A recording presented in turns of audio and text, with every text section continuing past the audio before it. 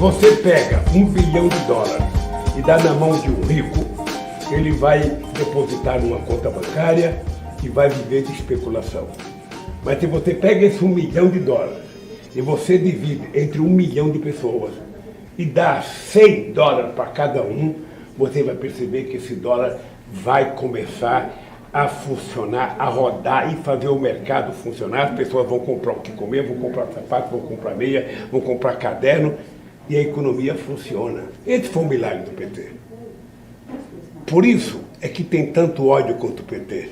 O ódio contra o PT é porque pela primeira vez na história desse país, em 500 anos, os pobres puderam viajar de avião. Nós tínhamos 43 milhões de pessoas que viajavam de avião. No nosso governo chegamos a 113 milhões de pessoas. Ou seja, 60 milhões a mais. Nós bancarizamos, nós colocamos no sistema financeiro brasileiro 70 milhões de pessoas, mais do que a Argentina e Colômbia junto. A população argentina que entrou no sistema financeiro. Então, o que nós fizemos, eu às vezes brinco, do programa Luz para Todos, é que nós utilizamos 1.400.000 transformadores, quase 8 milhões de postes. E a quantidade de fios elétricos que nós colocamos para levar a luz para todos, dava para dar 35 voltas no planeta Terra. A quantidade de fios utilizados. E quando a pessoa recebia o luz para todos, a classe média achava que eu estava beneficiando o pobre. Mas 89% das pessoas que recebiam energia comprava televisão, comprava geladeira, comprava liquidificador, comprava ventilador, comprava... Sabe, na verdade, quem cresceu com o programa Luz para Todos eram as empresas multinacionais que produziam os produtos aqui no Brasil e eram as pessoas que trabalhavam no comércio. As pessoas não se dão conta dessa revolução que acontece num país quando o pobre tem acesso à comida, tem acesso ao emprego e tem acesso à renda. Então, o que os intelectuais brasileiros às vezes fazem crítica, eles não percebem, é que eles governam o Brasil desde que Cabral chegou aqui. Eles governam o Brasil desde a proclamação da República em 1889. Nunca um operário governou esse país. E foi no governo do operário que a gente conseguiu esse milagre de colocar o pobre no orçamento. É por isso, Brian, é por isso que tem tanto ódio. Porque eu sou o único presidente do Brasil que nunca tive diploma universitário. E sou o presidente que mais fez universidade na vida desse país. Sou o presidente que mais fiz escolas técnicas nesse país e fui o presidente que mais coloquei estudante na universidade. Então, isso é imperdoável. Né? É imperdoável o pobre começar a comer carne, o pobre começar a ir ao cinema, ir ao teatro, o pobre começar a ocupar os aeroportos e a elite falava, nossa, o aeroporto parece uma rodoviária, tem muita gente aqui, porque antigamente era vazio. Welcome to Weekends. I'm Anna Kasparian, and joining me is Nando Vila. We are doing a special tribute to our good friend and colleague, Michael Brooks, who suddenly passed away on Sunday night of last week. What you just watched was the politician and inspiration for Michael, Lula da Silva, who was a political prisoner until recently. And what he was saying in this interview that Michael conducted was exactly why Michael was so passionate in defending Lula and sharing stories about Lula, and honestly informing so many people about what Lula was able to accomplish in Brazil as the president. Nando, it's been a really difficult week, and I'm going to try to keep myself together as we do this tribute to Michael. I want to open up the floor to you and, just share some of your thoughts. Yeah, I mean, one of the things that always struck me about Michael and was always very inspiring about Michael is that he was ruthlessly committed to winning. He wanted the left to win. He wanted this to have mass appeal. And that is why he loved someone like Lula so much, because he just went through the list. Like, okay, who has done it in the past? Who has won? Who has achieved the things I care about in the past? And in the 21st century, that is Lula. Lula is the most successful left-wing president in modern times. And so he was like, okay, that's the best guy. I need to study that guy. That guy needs to be the guy I need to model myself after, right? I need to understand what he did to transform his country, because I want to transform my world in my time, you know? And that's why he always studied the people who had done it in the past. That's why he was obsessed with studying people's liberation movements. That's why he was obsessed with studying all the great heroes of the past. It was to understand what they did, how they did it, so that he could do it now. And, you know, that audacity, in a way, is something that we're going to miss so much. I mean, I don't have it, you know, I'm, you know, to be perfectly honest, he was like, no, like, we got to win. Like, we got to do this. We got to get out there and actually learn from these people and do it. And that's something that I want to interiorize, you know, I want to absorb it and carry it on. Like, we need to do it. And that's just what that was what he was committed to. And that's, you know, outside of like our, you know, personal friendship with him, which was, you know, I think pretty intense, and you know, I learned so much from him. It was that desire, burning desire to deliver a better world for everyone. He needed to do it. He had to do it. And that's what we got to do. Yeah, definitely. I remember, you know, it's kind of sad to admit this, but I didn't really connect so many dots until his passing, because I knew why he loved Lula. But it wasn't just that he had studied Lula and admired him and was inspired by him.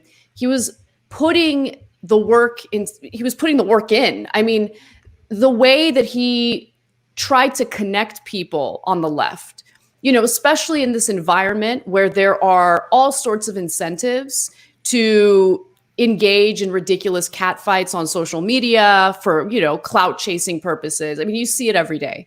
Mm-hmm. And Michael had no interest in that. What Michael would do was find commonalities among us, and even commonalities among people who we might not even consider on the left, right? And if there was any inkling that these individuals wanted a better world, not just a better country, but a better world for working people, he'd find ways to connect them. Mm-hmm. And he would encourage people on the left, especially people like us who do shows, who you know, have public platforms. He would encourage us to keep going when we felt demoralized, discouraged. It's definitely a common feeling, especially with the administration in charge right now, with some of the nonsense you see online. But he would always find ways to get me to refocus and keep pushing. And you always felt like you had a genuine friend on your side who was there for you through thick and thin. And to not have him, you know, in our lives is just utterly devastating. And I agree with you. I wouldn't have thought that I'd have any interest, not that I'd have any interest, but I didn't think I had the capability to carry out what his vision is. And I don't think I could do that alone. I think we need to learn from what his message was, what his mission was, and do our best to work together to carry that out. Yeah, I mean, you know, this thing that you're talking about, connecting people, it's really like an unbelievable skill that he had. I mean, you know, he connected me and Waz, and me and Waz became friends, and he asked me to be a part of the show that they did together every week, Woke Bros, on the Black Opinions Matter feed, you know, and I just thought it was hilarious that Michael, like, again, had that audacity. He's like, no, Nando should, you know, we should, you know, he should be on. And so then we were doing this show every week where we were doing kind of like, you know, left politics for basically NBA fans, you know, and we were just sneaking it in there every week, and people, you know, the amount of messages I got were like, man, you know, I wasn't a political guy until I heard you guys do the thing, and now I'm into socialism and stuff. And I'm like, you know, Mike just saw that opportunity, saw that vibe. He had like the best intuition on people and how they would react to each other beyond like whether they fit into the specific neat political categories of the many subdivisions that exist on the left. You know, he could see beyond those things and say like, you know, these three people will vibe, you know, and Totally. and again, like, he was incredibly aware of meaningful political differences in these, again, subdivisions of subdivisions of subdivisions on the left, and took them seriously. But he never like branded someone a bad person because they were in a different camp, and often would identify people in different camps who were there for whatever reason, and he saw that maybe they can come to my camp, to the good camp, and slowly through his friendship and through his charm and generosity and just general kind of being a mensch, you know, like just constantly reaching out, checking in with you, and then all of a sudden, like, you agree with everything he says, and you're like, oh my god, what do you like? How did you do that?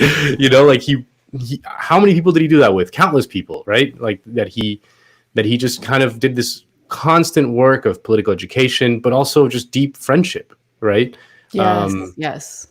Yeah, you know, it was just so important. Like I learned so much through him. I mean, he opened up a political world for me that I desperately needed, because I've been in my own bubble really for the last 13 years working at TYT. I love it there, but when you're at the same place for so long, it's hard to be exposed to different ideas. And so I'm going to be as transparent as possible with the Jacobin audience. You know, some people who read Jacobin, and by the way, you should absolutely subscribe, watch Jacobin videos. You know, I'm going through a political journey right now, and I'm finding my political identity. I don't think that I've stopped evolving. And so I want people to understand that and be open to that the way that Michael was, because if there are people who are receptive to socialism and really changing this world for the better for working class people, we have to work with them and keep having these conversations. This dialogue is important, because if we stay in our own little bubbles and, you know, constantly look for confirmation bias and we look for those echo chambers, we're not going to convince anyone of anything, right? The system will remain the same. And I love that about Michael, that he did not judge if you came from a different political view or perspective. He wanted to engage in that dialogue, and he did it confidently because he knew he was right. Yeah. He was persuasive, and and by the way, the swagger was insane. Yeah. Like, I've been watching endless videos of Michael. I mean, I never missed an episode of his show, but I've been watching more of the talks he did outside of the Michael Brooks show and the Majority Report. And he was cool as fuck, man. He was. Cool. I mean, he was fucking cool. He really was. Like the Mill series that he did for Lafayette College, incredible. Watch the whole thing. We're going to have a few clips today to share with you, but he was witty, funny, obviously incredibly smart, just talented all around. Yeah, I mean, with you, I remember, like, because we often spoke about you, like, when you guys were first starting to become friends, and you know, it would have been, all the incentives were there for him to, like, do, like, a takedown or something on his show and be like, look at these liberals, they're just dumb liberals. You know what I mean? Like, there was an incentive there. He would have been pretty, you know, he probably would have gotten a lot of traction with that, and people would have gotten riled up and into it. But he saw you, like, as you know, a person with an ability to speak to a mass audience, and that's what he always wanted. You know, like, I think that you are talking about how much you learned from him. You know, I think secretly, if you may not realize it, but you taught him a lot as well, about what we do. He wanted that. He wanted your ability to. I mean, I've seen it. We did that college tour together. What was that, 2016? You know, like college kids coming up to you like you were, you know, like you were this huge role model and celebrity toward them. And he wanted to learn that because he wanted to take his message to all those people as well. You know, so I think he saw you and he was like, no, we're gonna bring her to our team. We're not gonna keep her on the other team. We're gonna bring her to our team, and and he fucking did it. Yeah. And he's right. That's the thing. I mean, when you're in an echo chamber for a long time, I mean, it's not easy to persuade anyone of anything. And he was just always armed with the facts, so well read. I mean, I don't even know how he had the time to keep in touch with everyone the way he did, because he had a deep connection with many people. And on top of that, I feel like he was like reading 30 books a day. It was insane. And so he had this like constantly on air memory. Yeah. So he could recite things about history that you might read in a history book or whatever and make note of it, but you might forget. He just would not forget. And he could recite those facts and those historical events and put things in historical context, which is important to understand where we are today and how we need to get ourselves out of this hyper capitalized system where everything is commodified, including things that should be considered a human right, should not have a profit motive behind them. So we have so many videos to share with you. We wanted this tribute show to be a little different from other tribute shows. There have been so many wonderful programs, but we wanted this to be a little more video heavy. We're going to bring on all sorts of friends, colleagues, people who inspired Michael to commemorate him and celebrate him. But for another 15 minutes, we're going to just discuss some of our favorite videos featuring Michael. And so this next one is just a little snippet of an interview that Michael Brooks had with Cornel West, one of his biggest inspirations. And I think when you watch this next clip, you'll understand why. I think of how when Trump was running for president, he had some, let's just say, eccentric doctor put out a report saying that, Donald Trump, he's in fantastic health. Don't worry about what you see. Right. Yeah, don't worry about what you see in front of your face or how he eats or how he's always having an emotional meltdown. This guy is in global world-class health. And as you're talking, so there's the echo throughout history. If we want to understand fascism in American context, the connection between innocence, adolescence, and domestic and international imperialism. And then Trump is, he's the sales guy. There's no problem here. We can all go back to sleep. The stock market's going great. The virus is going to be over. It's going to be unbelievable. It's going to be great. Is that the kind of psychological retreat you're talking about that correlates with the violence that we see in the state policy? I think that's a fascinating and in some ways a compelling interpretation, brother. I mean, one way of looking at it is looking at our present moment through the lens of the greatest American play written by the one and only Eugene O'Neill and The Iceman Cometh. We just had our dear brother Denzel Washington playing Hickey, who is the major figure in that play on Broadway just a few years ago. It's the most grim and bleak of all American plays, going all the way back to Timon of Athens or King Lear of the one and only Shakespeare himself. And what does he say? He says, well, Hickey is a seller of dreams. It's very different than the death of a salesman who has a dream, but he's selling something else. Hickey sells dreams, just like Trump. Who asked that question? So that was, yeah, I know. That's what part of the reason why I chose that clip. I know that it's more Michael heavy than Dr. West heavy, but the reason why I like that part of the interview is because he was just so in tune and came at things from a perspective that even Dr. Cornel West hadn't thought of. And that interview was incredible. Everyone should watch the full thing. Yeah, I love the moment where Cornel West is like, that's a fascinating interpretation, brother. And Michael just like smiles, he's like, I know. Yeah. I know it is. Yeah. It's so good. I remember when he did that interview afterwards, we were like all texting, because Cornel West's words about Michael, like, "You my soul brother, like kind of thing. Like, I know how much that must have meant to him specifically.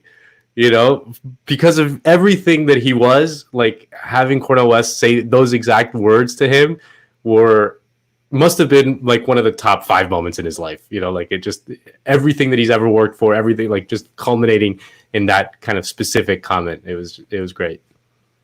Yeah, and in the last year, Michael conducted so many interviews that he dreamt about doing, including Dr. Cornel West. He interviewed Noam Chomsky recently. That was fantastic. Of course, Lula da Silva, that was a dream of his. And I'm so happy it came to fruition. But it's also tragic because he was really just getting started. I mean, the trajectory of his career was so impressive. And, you know, in private communications, I can tell you all that he had increasing clarity on how he wanted to move forward and more importantly, what he wanted to reject in media. And we're going to talk about cancel culture a lot today because that was something that he found incredibly toxic and a detriment to the leftist movement. And I think that he's absolutely right. I see people playing into it every day, and it really does nothing to accomplish anything of substance in society. So, you know, in fact, he does talk about it a little later. We're going to show you a clip where he discusses how the intellectual dark web, you know, something he wrote a book about, was able to exploit the weaknesses of the left. And those weaknesses exist. We need to be hyper aware of them. So let's go to the next clip. As I mentioned earlier, he had done a talk at Lafayette College.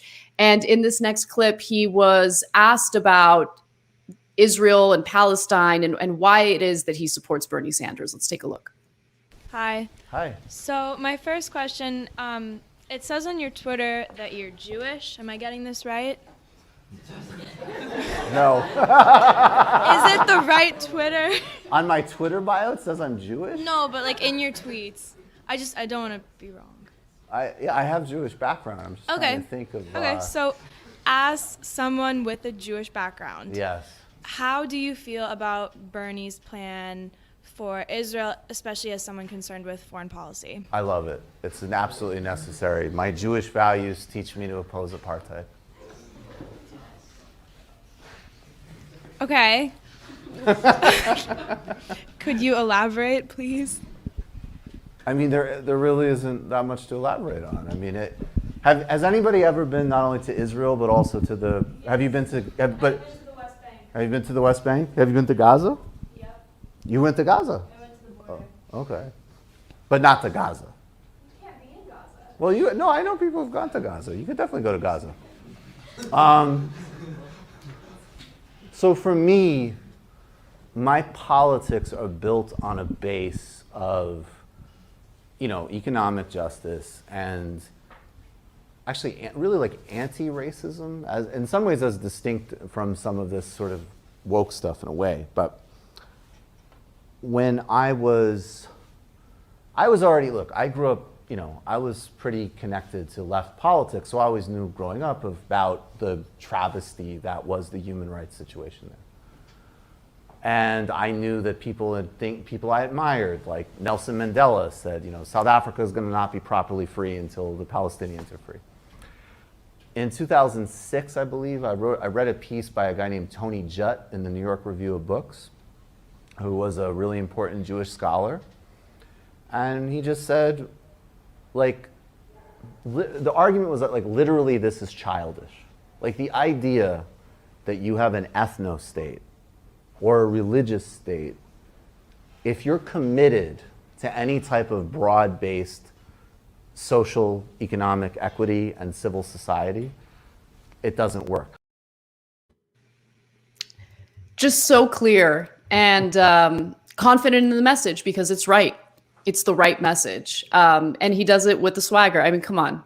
The slightly unbuttoned shirt with the gold chain and just the swagger. I love it. I love it. And there's no one like Michael. No. Just I read a piece in 2006 in the New York Review of Books. It's like, what? You read a piece in 2006? That was 14 years ago. I know. Like you said, like the ability to recall, the ability to draw an answer that is straightforward, like a question that is straightforward. Like, what do you think about Bernie policy to Israel?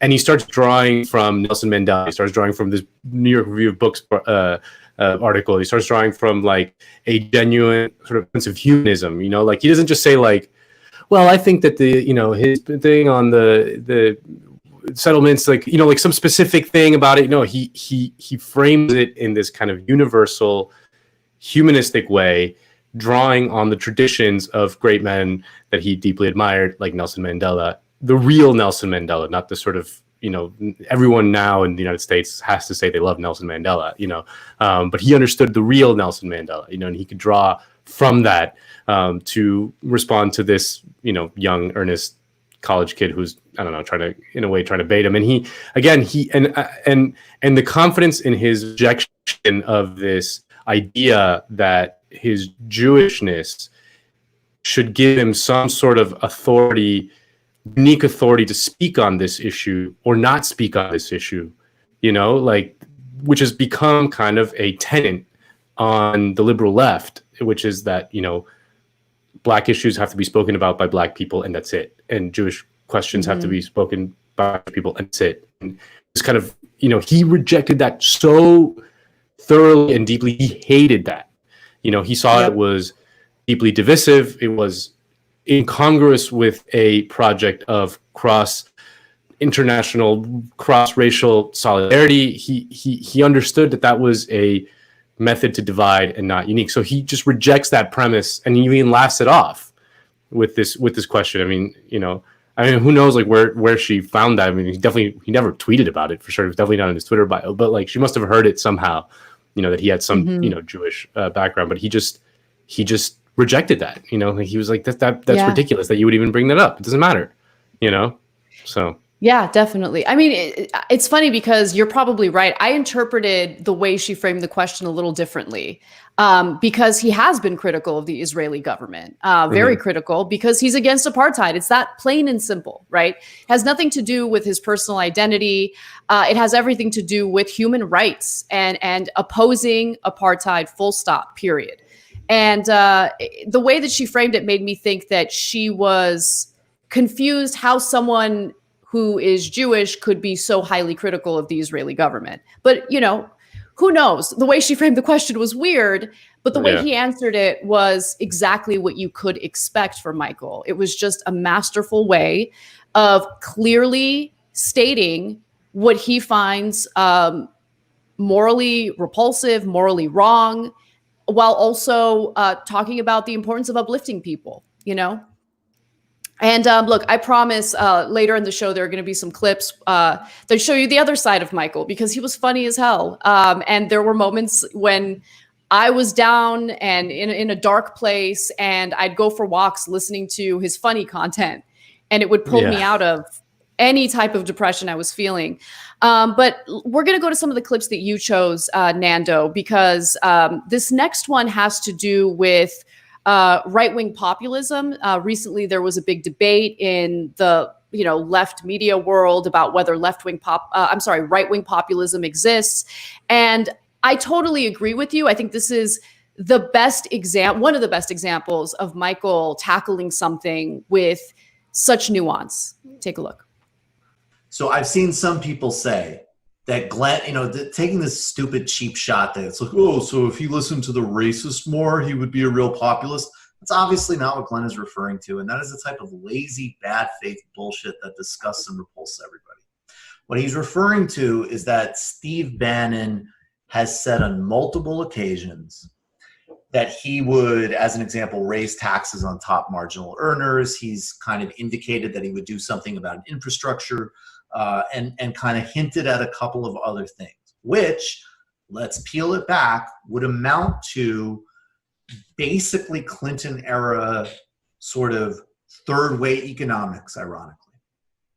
So Glenn is right in terms of what he's pointing to vaguely, but actually the specifics there are wrong. It would not be a fully economically populist policy at all. And the thing that always the basic dividing line, and please watch Dustin Guastella and I go into this, is the relationship to organized labor. Organized labor is the actual fulcrum of alternative power to capital. These guys don't you listen to Steve, and this is where if you listen to Steve Bannon and you look at the policies pursued by these guys, It's country club bullshit. They hate labor unions. Tucker Carlson makes a ton of individually discrete, accurate points about inequality and middle class disappearing, whatever. Always turns it into xenophobia and race baiting, and occasionally a modest policy push, never labor. Yeah, I mean, what I love about this clip is that he took a debate that was like raging on the left, and there was all manner of recriminations, and it got pretty fraught at certain points. And he both rejected the urge to, cancel someone like Glenn Greenwald, sort of granting him good faith and recognizing his immense contributions to the world with all his reporting and all that stuff. And then he really zeroed in on the problem with the idea of something like right-wing populism in a perfectly analytical and precise way, which is the relationship to organized labor. Like he zeroed in so perfectly without doing any of the moralizing that you see often, which is like, they're really just a bunch of racists and whatever. And it's like he like recognizes that kind of thing, but like he zeroes in on the real kind of substantive problem with them and cuts through all the noise. Like he really was able to take that debate, grant both sides kind of good faith interpretations of it, and then show the real truth through very sharp analysis. Yeah, you're absolutely right. And what I love about his commentary about right-wing populism is that he is able to identify the strategy that's being implemented by the Tucker Carlsons of the world, and he informs people about it. So that when Tucker Carlson goes on this anti-Amazon spiel, when he talks about corporatism, exactly why he's doing it. He's not doing it because he actually wants to look out for the working class. He's absolutely right that Tucker Carlson immediately pivots to the xenophobia, to the hatred, to the anti-immigration policies. And it's important for people to be able to identify that, because I remember the first time I came across a Tucker Carlson video where he was saying all the right things. And I'm like, what is his play here? What is he trying to do? And Michael had this ability to really clarify and crystallize. And it was important. It really is, because, I think that there are well-meaning people on the left who might not be aware of what's going on. They might hear a statement like that and think, no, that sounds pretty good. Maybe Tucker's on our side, but of course he's not. And we need to be able to identify that. So we have more videos, but for now, I think I want to call one of our good friends, Bhaskar Sunkara, on, who was also good friends with Michael, collaborated and shared ideas on Jacobin. So Bhaskar, thank you for doing this. And, I want to open up the floor to you. Yeah, well, thanks to you both for doing the show, and I really, it's nice seeing the clips, and it's nice actually hearing Michael and seeing what kind of legacy he left behind. Yesterday I got a chance to listen to the first episode of Weekends, because my last exchange with Michael was actually him wondering what I thought about the Vivek Chibber interview, which he thought went well, and I did not watch it up to that point. I was driving all day on Saturday. It was actually the first episode of Weekends that I watched. And obviously after the news on Monday, I just told him I'd hit him up later after I got a chance to watch it. I thought I had all the weeks and months and years and decades to do that. I never got that chance. So I couldn't bring myself after Monday to listen to it, but I finally did yesterday, and it was even more heartbreaking than I thought it would be, because it opens with Anna saying, we missed you, and it opens with him saying back something like that, I missed you guys. But then I got through by just listening to his opening commentary, which was deep, complex, and nuanced, but he knew how to set it up, how to bring the listener along with him. It was just instinctively, he knew how to instruct, and he knew so many things that I think many of us are just learning. At the start, we've known each other since 2013, but we weren't really close until maybe 2016 or so. And a lot of our early interactions were him saying, can you edit this piece? I'm really bad at writing. And him saying, I'll teach you how to do media stuff. Looking back at our emails, I actually gave him pretty good, like gave him feedback that was like pretty critical on certain things, like couched with a bit of compliment sandwiches or whatnot. But then in return from him, what I mostly got, because he was too nice, was just, sit up straight, stop swaying, little things like that.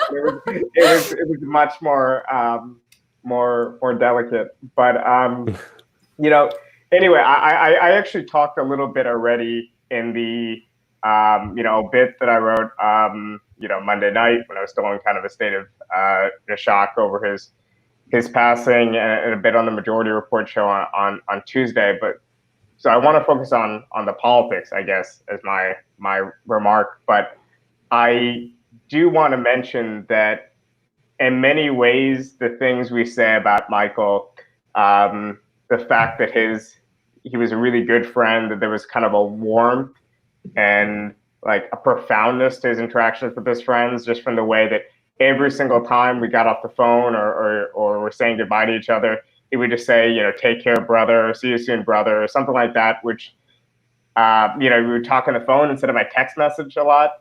He'd remember birthdays, check in about loved ones if he knew there was something going on in the family or whatever else, which is, not unusual behavior. This is how friends should interact with each other. But I think especially among millennials, especially among a lot of the professional types in the media world, it's not always there. And I think what he was searching for was this deeper sense of interaction that, I associate a lot with, my relatives, my family, kind of like the camaraderie you have in families. A lot of the camaraderies you have in like immigrant families, especially, I think.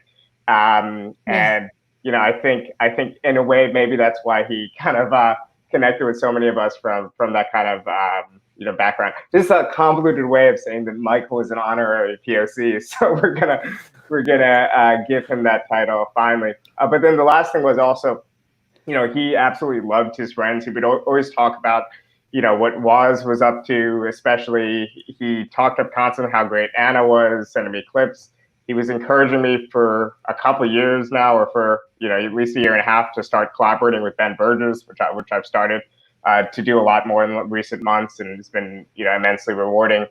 And he was also a hater too. And I think that's the part that's lost. Like the Saint Michael narrative is really nice, but he combined his love for his friend with just a few people and a few kind of like personalities. I don't mean individual personalities, but I mean like things that he didn't like on the left. He would just like roast consciously and viciously, which is like, in other words, like by some of the depictions, I think we shouldn't lose sight of that, because we don't want to hollow out and flatten out this figure or make him seem like he was just, boring, because he was many things, but he was never boring.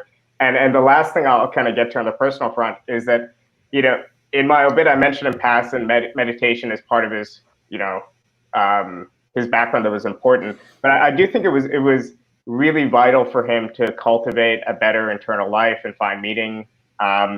It was something that I never took seriously at all. The few times that he tried to broach it or talk to me at length about the value that he found in it, I would at best politely listen, or more often just kind of make it into a joke, which he enjoyed, and tell him that my family came to the US to watch action movies and eat fast food and to escape that Eastern stuff. But I really do wish I engaged with him, about that, because I think he used it the same way others used religion or philosophy, or, it's not just this route, but to, in a way, feel more connected with the universe, to feel a way not just to think about his own needs and what him and his family and his friends needed, but to try to put himself in other people's shoes, to try to kind of look beyond a lot of the BS of day-to-day life. And I think it was perfectly compatible. If anything, it helped fuel and deepen his commitment to left-wing thinking. And I think that's all to say that socialists need to be empathetic, and we need to have that. And empathy is slightly different than solidarity. I think we need both. Solidarity is a more political act, but I think empathy can help fuel solidarity. And there is no socialism without the moral and the ethical. especially me, my background was more from the beginning as a kind of harder Marxist background, and we like to consider ourselves proponents of scientific socialism, and there's sometimes not a lot of room for the moral and the ethical. And I think Michael managed to retain what was profoundly, first and foremost, a deeply moral worldview, even as he moved towards becoming, by the end of his life, a somewhat orthodox Marxist. And I don't mean that as a pejorative. That's a compliment on the Jacobin YouTube channel. Yes. But I guess the only thing I have left to say is just politically, I think it's worth getting into some of Michael's political convictions, especially the last few years of his life. And some of them I even disagreed with his emphasis, but I think it's worth laying out. You could see it in his last year or so of videos. In general, what was overarching it was a sense of pessimism about the state of the left in the U.S. Today, especially post Bernie Sanders. And me and him would sometimes debate, for example, how or why to criticize AOC, for instance. He was a fan on the whole. And by the way, there's been a recent rash of criticism about AOC around a speech that I thought was pretty good. But this is just in general, the criticism of maybe her commitment and willingness to use some of the capital she had earned to support Bernie and a host of other things. But in other words, all that's to say that there was a time when Michael was quite poor, and when we met, he was quite precarious in his work environment and whatnot. And the last year and a half had been great at a professional level, at a financial level. He was finally able to get himself to get healthcare, to get pay off some debts, to help support loved ones, all these other things he wanted to do. And his platform and profile was only going up and up and up. And the easiest route to just maintain his position would just be to say everything's great, kumbaya, kind of a left positivity approach. But he was really concerned, like both Nando and Anna said earlier, both the guys said, was that he was concerned with winning. So he was quite depressed by the outcome of how quickly a lot of the language of Bernie Sanders had seemingly faded from the left, or maybe how some of the key lessons of the campaign were being forgotten, how a lot of the left kind of felt like they were over Bernie instead of trying to learn about what Bernie managed to do. Because before Bernie, we were like 0.2% support, and Bernie's a huge failure because he got to like 35, Yeah. So in other words, he supported the key demands, of course, of the Black Lives Matter movement. He was a vehement opponent, both his politics and his personal life, of racism, of police violence, of all forms of oppression. But I think he was afraid that we were going back to the pre-2006 days of overemphasizing spontaneous action, and that the lack of organization on the left and structures that worked and were democratic would open the door towards the NGOization of movements and a corporate blackwashing, akin to greenwashing of the environmental movements. We shared and discussed with each other the Cedric Johnson article to that effect. I think afterwards, he had Cedric on to talk about it. So, in other words, he emphasized again and again the role of mass demands, like a universal jobs program, Medicare for all, the continued central role of organized labor, like was in that clip you guys played earlier. But he wanted to incorporate demands against oppression into this working class framework to save it from liberals and to save it from self-described radicals in academia. He didn't want us to just not talk about it or leave it unaddressed. He wouldn't be someone to say, oh, women should talk less about sexism, or Black and brown people should talk less about racism and so on. But he wanted to put it in a framework to actually win, because he thought this was, in other words, he took those demands more seriously than a lot of the people who just do performative politics, because they're content with just decrying oppression for whatever reason, even earnest reasons. He was really just thinking about winning.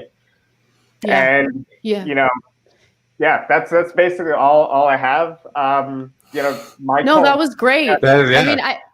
I mean, what you just said reminds me. I mean, I came across a story this week that I had that habitual urge to text Michael and Nando about it, because we would text each other stories all the time. And it was about how, Congress agreed that they would rename military bases that are named after Confederates.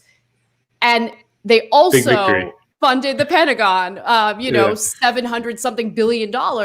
So it goes to what Michael talks about often, which is the performative politics, which, latches on to this like so-called woke culture.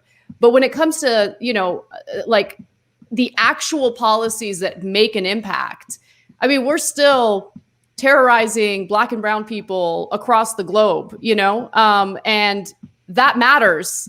And renaming buildings, sure, but I guess that's great, but it's not nearly enough. I mean, it's, again, the theater, the political theater, the performative politics, and the aesthetics of change, which I think woke culture contributes to quite a bit.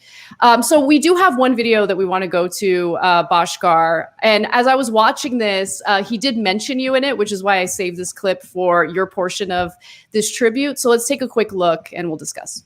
And Lula was really kind of like the equivalent of Chavez on the other side. He was considered a very moderate leftist, and famously, wrote a letter to investors in the lead up to the 2002 election saying, "I'm not going to mess with, our relatively orthodox fiscal and monetary policy." Right. And he lifted a lot of people out of poverty, but that was through it wasn't by dismantling capitalist structures as much as it was skimming some wealth off the top and distributing a lot of it to the poorest 20%. So my question to you is what was your position on those debates? Because Lula drew some fire from people on the left in Brazil and international commentators for kind of selling out the PT's socialism of yesteryear, because it used to be a more radical left-wing. Right. So I think that it's a dialectic, because I think on one hand, I have very little patience for, it kind of relates back to his question. Like, a lot of the critique that came against Lula was people who were not doing anything, right? Like, there was that element of, 40 million people are getting lifted out of poverty, but I don't like X, Y, and Z. Well, all these incredible accomplishments are happening, but I don't like X, Y, and Z. Now, I think Lula, I think he's objectively the best president of the 21st century, and I also think even just in terms of what he did on foreign policy, given Brazil is a mid-ranked country, is extraordinary. I obviously also think Chavez was a great president, absolutely. But I also think that the lesson, particularly of a place like Lula, should be very sobering for people on both sides of that equation. Because, like my friend Bhaskar Sunkara, who founded Jacobin, this dog is amazing. It is, hi! Just doesn't care. How you doing? That's why she's so cool. He said, he became a Marxist because of his conservative, he's like, by temperament, I wish that a social democratic model would work. But the way capitalism works, it never seems to be durable. So, yes, you had a presidency that lifted tens of millions out of poverty. The economy did great. Things worked very well. He acquiesced to all sorts of problems. I mean, he's been really upfront. He basically was like, look, by the time I was becoming president, I wanted to get rid of hunger in this country, period. And I was willing to negotiate other things. And he did. He got rid of hunger. So I love how he mentions people in his life, like in his personal life, when he's carrying out his work, when he's answering questions from those students. By the way, you should watch that full, series from Lafayette College, because he had so much patience as well. I mean, there were a lot of students that were trying to challenge him, his beliefs, who he supports, who he loves. And he, again, goes back to historical context to answer those questions. But Bhaskar, I wanted to get your thoughts. Well, that was the first time I heard that clip. But yeah, that is typical Michael. Like, he would talk to you about an idea, and then 5 years later, he would cite the thing that he might have learned or got from an engagement or a dialogue, and then cite you, which is just not necessary. It's not really how it works. We're on the left. We're constantly debating and exchanging ideas together. But I think he felt the need to kind of give credit. And in part, he was fostering a sense of community. So you could say that in the lead up to maybe 2017, when he was asking like Anna and I, he was asking us to be like TMBS crew or whatever else. Like there's a logical sense where it made sense to build a channel. You're going to get people who already have a profile, they have their own audiences. They're going to mix them with your audience, and you're getting them to be regulars in the show. It's good for everyone, whatever else.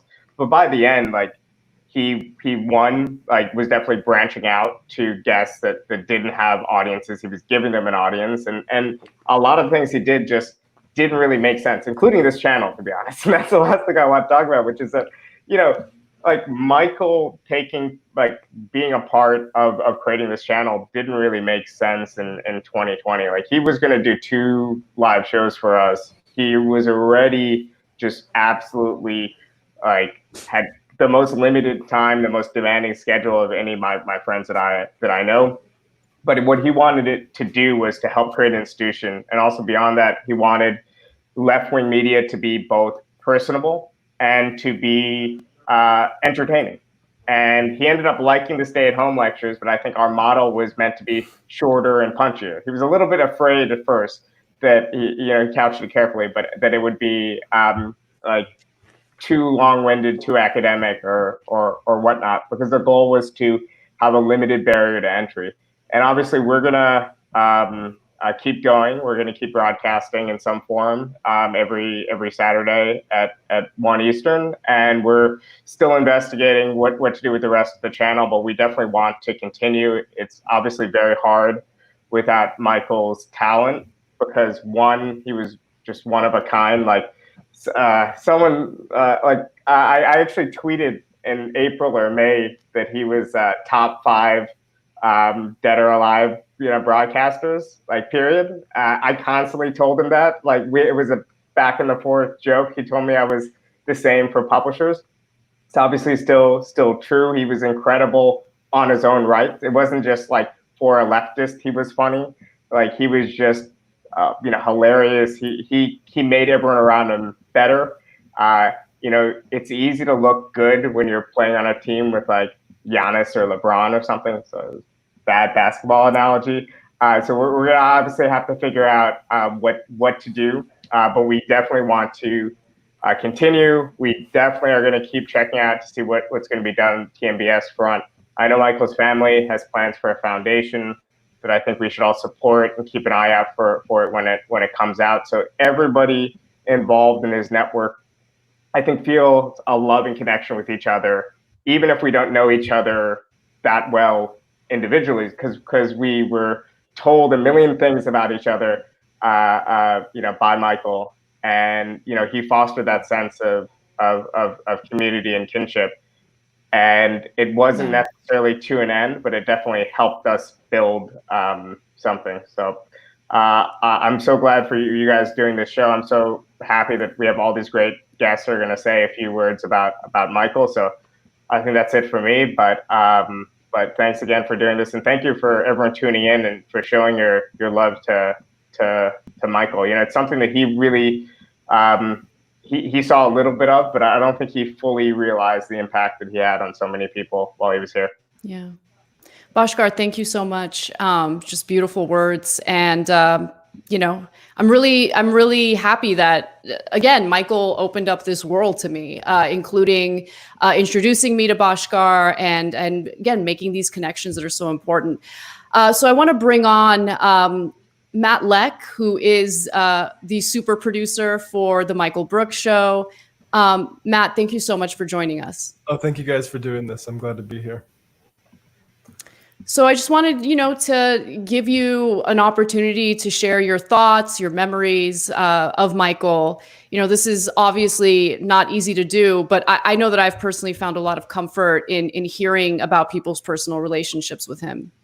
Yeah, so I started working with Michael on the Majority Report in October 2015. And right from the start, that was when he took ownership of his day on the Majority Report. And so you can look at the week by week rundown and see the international terrorism in Burundi, right? That's a Michael day. You don't even need to check. And you talk about not making sense for what his strategy was. We didn't care that those days got less clicks, because the more we did that, we knew there was a few people who would would value that sort of thing a whole lot. And so, you're talking about Lula earlier. On April 19th, 2016 was the first time he devoted a Majority Report to Lula. And I'd been working with him on Two Dope Boys as his producer for that for a few months by then. And we'd been getting really close. And basically Michael Days was when I was the second mic on Majority Report. So I basically came into my own as a broadcaster on those days. And I've been going through some of those old episodes, and it was just amazing because that 4/19/2016 episode with Anthony Pereira about Lula, the hidden story behind the Brazil crisis, which is about the whole what was going on with Dilma and Lula at that time, that was the first show he and I did in the studio alone. And those were such fun days because, Bhaskar was talking about St. Michael, and the amount of joy I got from coming in and just joking with Michael in the mornings, doing voices for like 2 hours, basically processing the news. Like the tip of the iceberg was what he did on recordings, right? Like Michael loved to do that stuff. Like if you had bar, he would go into that stuff. And they had a lot of voices that everyone knows, but he'd also had voices for like sort of, personalities on the left that he wanted to satirize. That's, and it was so fun and that's where Sam broke down on the memorial show on Tuesdays, because this job is tough. It's tough to stare into the abyss every single day. And I've been doing it for half a decade with that guy, and he brought joy to it, which is, it's just such a difficult thing to do. And I think people appreciate that in our broadcast too. We always try to keep levity. Yeah. And I want to ask Matt, like, did he have any effect on your politics? Aside from like just working together all the time, and like, did he make you think differently about politics? Yeah, I would say definitely. I think the trajectory Bhaskar has him on with the more sort of studious Marxism. I think over the last 4 years, that I went on that journey with him to a certain extent. One of the things that I also liked is one of the first episodes we did, somebody asked about foreign policy books, and then I mentioned the Kinzer book and he mentions the Kinzer book, just different ones. And the thing about Michael is, like, if you had done any kind of reading like that, you could go to him and, bounce it off of him. It was really like an intellectual older brother like that. Like there was nothing you could throw at Michael that he didn't have a perspective on. It couldn't sort of coordinate you in a certain way on it. Yeah. Yeah, I mean, you guys had, and you guys had such incredible chemistry. I love that about TMBS, because you would get news that you wouldn't hear anywhere else. Just incredibly important analysis on foreign policy and what's happening in various countries around the world. But then, you'd have Stavros on. Who I knew nothing about until that episode recently, where I love that episode so much because we all needed it. Like, we all needed to laugh. We all needed to just like take a load off for a second and not take ourselves too seriously and just laugh. Right. And I'm like, someone has a show titled Come Town? Really? Like that's a thing. Okay. But he had this ability to connect with everyone, regardless of what your background is, regardless of what you're doing content-wise. And, you mentioned how he felt like a big brother, and I think he felt like a big brother for a lot of people. Yeah, and he appreciated those polarities in the moment. Like in that Vivek Chibber Stavros episode, he mentions how funny it is that he's doing that. And also, the first time we had Ronnie Kaz on, the freedom fighter, in the ANC, that Michael loved to interview. First time we had him on Majority Report, somebody IM'd right after the interview saying, "Hey, why didn't you do your right-wing Mandela impression?" and Michael had only been hosting like on his own for about a few months by that point, but he was always very funny and saying, like, on one hand we have people that want me to do this to a guy who actually worked with the ANC as a freedom fighter. On the other hand, like, it's great that we developed this sort of community that can appreciate this sort of stuff, and sort of what messages and politics are embedded in the comedy that Michael always did. And one of the things that's amazing about TMBS, and I think Michael understood this intuitively, is that you guys were able to create these kind of I want to say like inside jokes and little kind of moments, whether it was like using a DJ to create original music and like always bring them out, and like, you know, those kind of like TV tricks, you know, like that's why like every late night show has a band that they talk to and interact with. That's why they all have like, you know, you create kind of like, it's almost like a club that you belong to. Did you guys like talk about that explicitly, or was that just kind of, did it just come out like naturally from his, just, he was obsessed with broadcasting, like he loved it, you know? So. Yeah, and like Michael always loved to include us. Like, you know, with Sam, it's easier to go into the back seat and let him sort of drive for a little bit. And Michael can drive. Like, he loves to, you know, we know how Michael can go speak for paragraphs and paragraphs, but he always comes back to you. And I would say, like, we never spoke consciously on it. He was just very encouraging of me. You know, he's the person who started calling me super producer, right? Like, yeah. That was during the Two Dope Boys era, and I always kind of, I've grown into that nickname a little bit, I guess. Like when I first went on the show, I was like, "It's super producer Matt Leck." It was like a celebrity, you know. I was like, "There he is! It's super producer."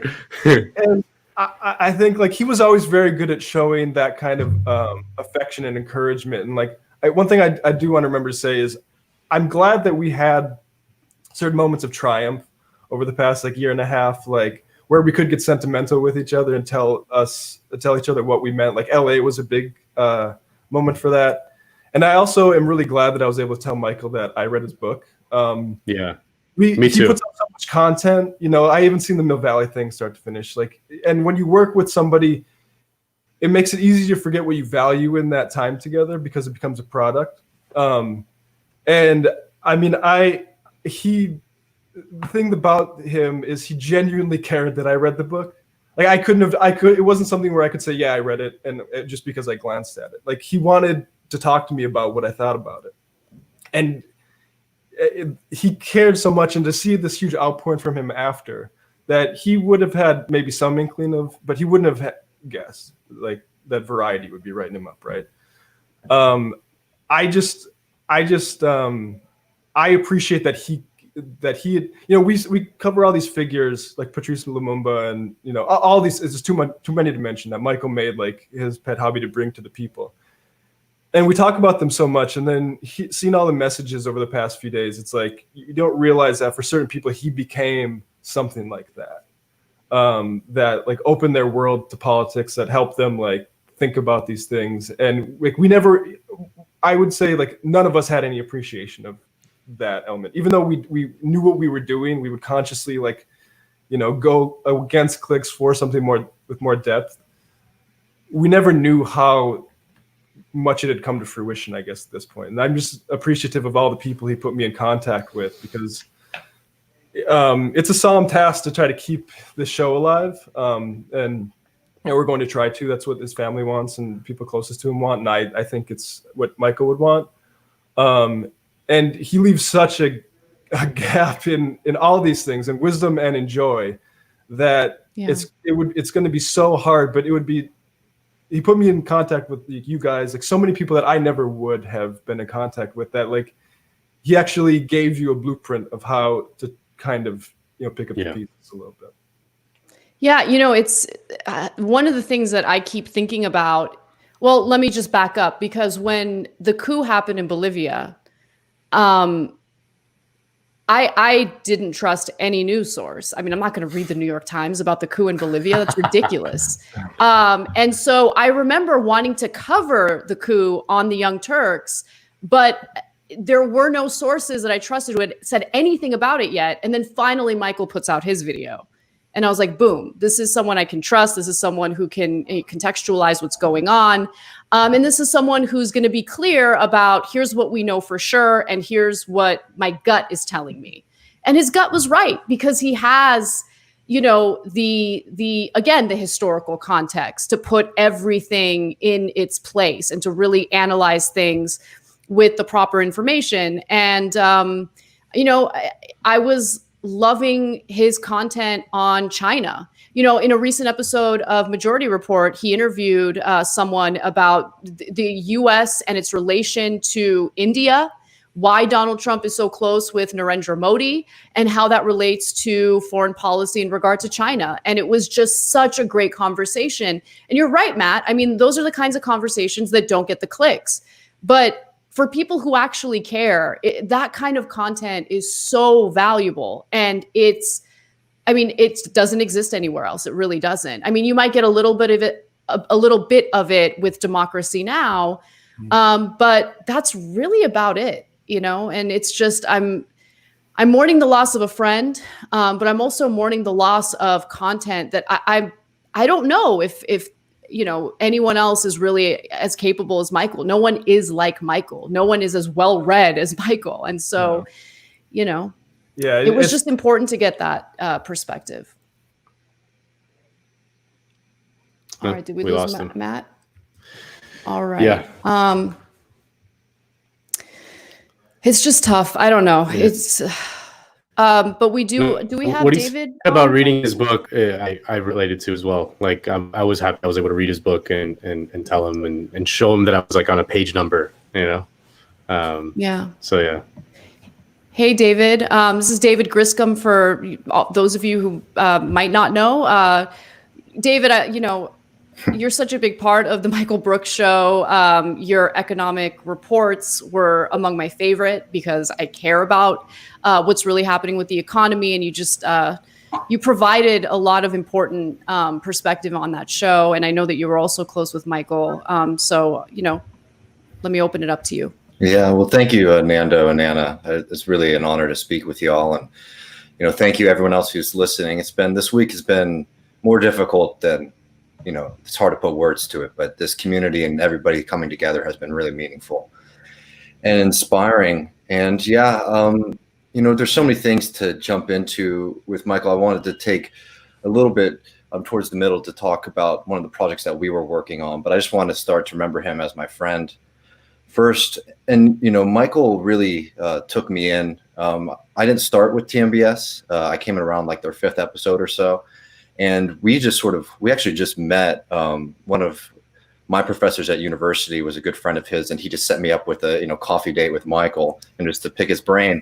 And we started talking for about 2 minutes, and then I mentioned how I was getting really frustrated back at school because all my friends were obsessed with this moron Sam Harris, and Michael loved that, and we just shit on Harris for about 25 minutes, and then he told me that he was working on this project and he'd love for me to come in and help out in some way. And that relationship it accelerated very quickly, and then I became a full member of the show and this project. And it meant a lot because at that time I was just like a lot of other young lefties. I'd written a couple pieces for Counterpunch. I was still trying to find my way, and he had read all my pieces in Counterpunch, and he told me how much he appreciated them and thought they were interesting. And just getting that kind of confidence from somebody really meant a lot to me early on in my career. But and beyond that, I think Bhaskar was mentioning this, and as was Matt, whenever I'd come into the studio on Tuesdays, the first thing Michael would say to me is like, "How are you doing, brother?" And it was like a real genuine space. Like he wanted to hear. Yeah, it wasn't like, "How you doing?" It was like, "How are you doing?" Yeah. And you really felt like you needed to answer with something. Yeah. And that kind of caring is so important. I know, especially these past few months, he was really vibing with the Che Guevara quote, the true revolutionaries inspired by a great feeling of love. And I felt like he really brought that to his politics. But I also think it's important too to remember, like, he had a lot of love. He had a lot of love for working people who had, the boot of the system on their neck. But he had the right kind of hate too. Like, he knew who his enemies were, and he was prepared to fight and stand up for people, which is something that a lot of people have a hard time balancing. Actually, like having a lot of love and kindness and caring for the people around you, but also being prepared to fight when it's necessary. And I guess just one more thing before I want to talk about this, political project. A lot of people who've been reaching out to me have also mentioned that, Michael was very instrumental for them. He was always highlighting smaller producers' content that wasn't getting a lot of views, new writers, people like that. And he'd always say to us, he's like, "We're all colleagues." And, that was a really amazing spirit that so many people have been, sending to me. Just like, I talked to this guy who was, someone I looked up to as one of my idols, and he just talked to me like any other person. And, that's something that's really beautiful. And I think we should all, take with us going forward. But I also just want to, one more thing about the content too is like, he did meld like the humor with the serious political analysis, and that was so much of what we were doing before. I mean, it really was like hang out with us at a bar, because we would sit down and have a beer and we'd have a really serious conversation about Lula or politics or Marx, and then 10 minutes later we'd be joking about something, and then 15 minutes later we're back into the politics. That kind of like consistently building conversation that seems to be going all these different directions, but at the end you actually see that you were building to something. Is something that I really look up to him in all of his work. And a lot of people, especially lately, we were all really frustrated with the end of the Bernie Sanders campaign. We put so much into that, and we really believed in the project. And we started to take a step back and look at some of the mistakes we had made, some of the mistakes that the left was making.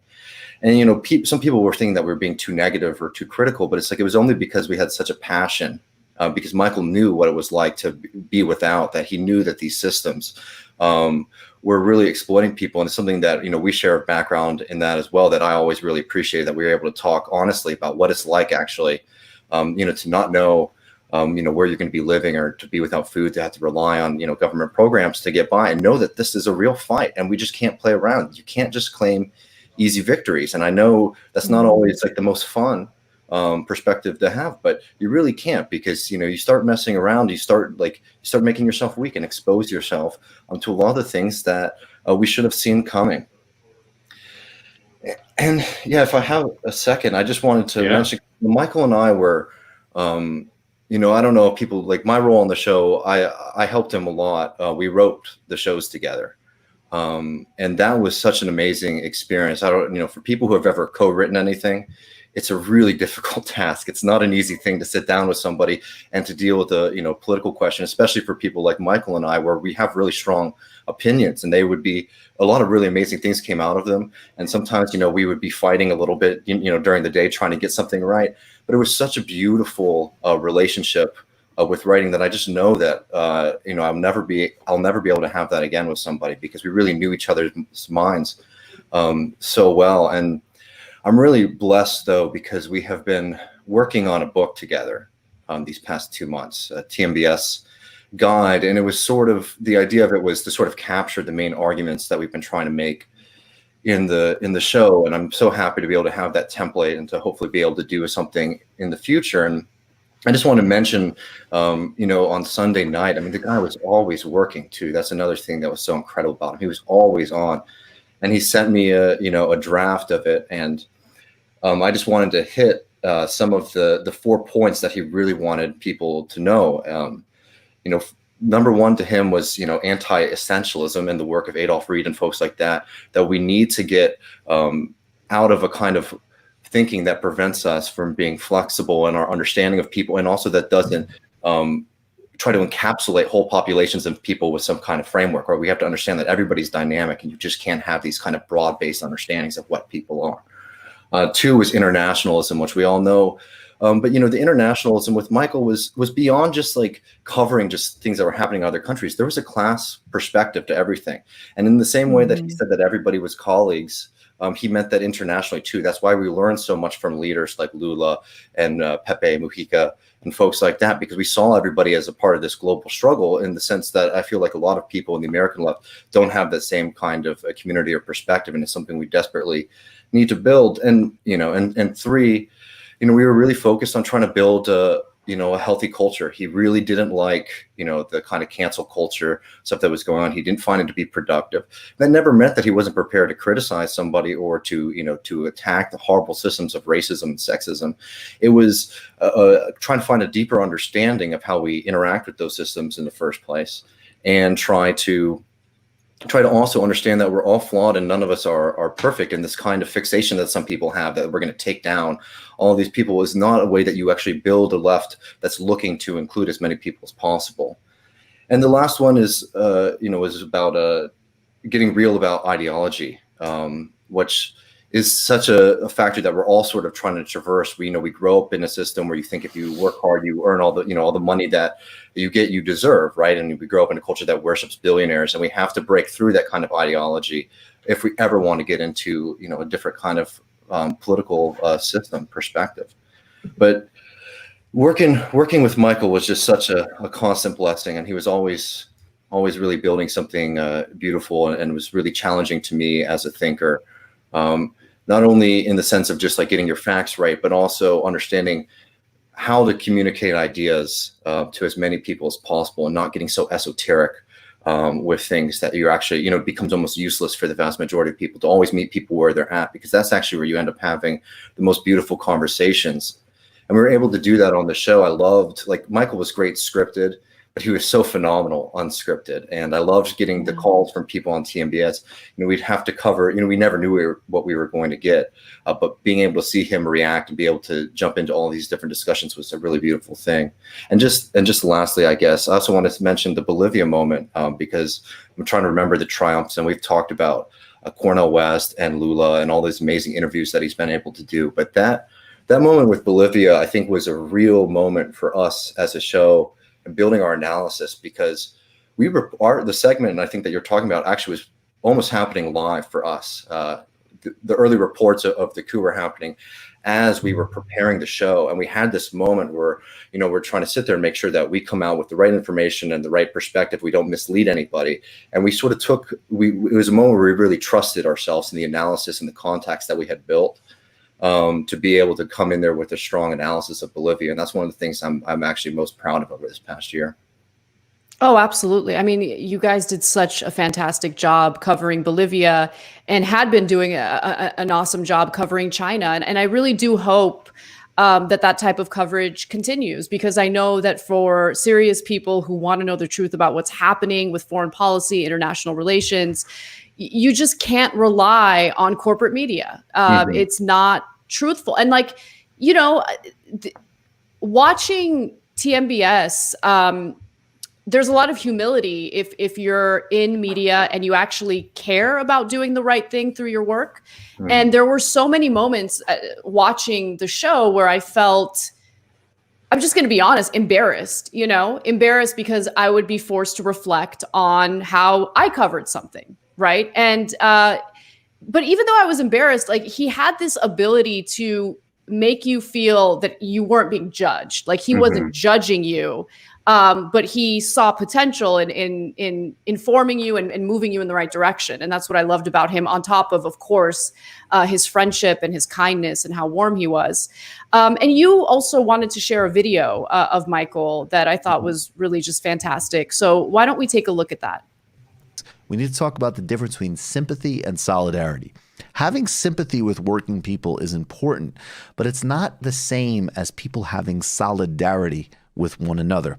In fact, the theorist, the father of capitalism himself, Adam Smith, claimed that the tendency to admire rich people and despise the poor is the great and universal cause of corruption of our moral sentiments. He understood the moral difference here. He was actually quite persuasive in his moral condemnations of certain types of obscene wealth, even as he obviously was a promoter with massive blind spots around capitalism.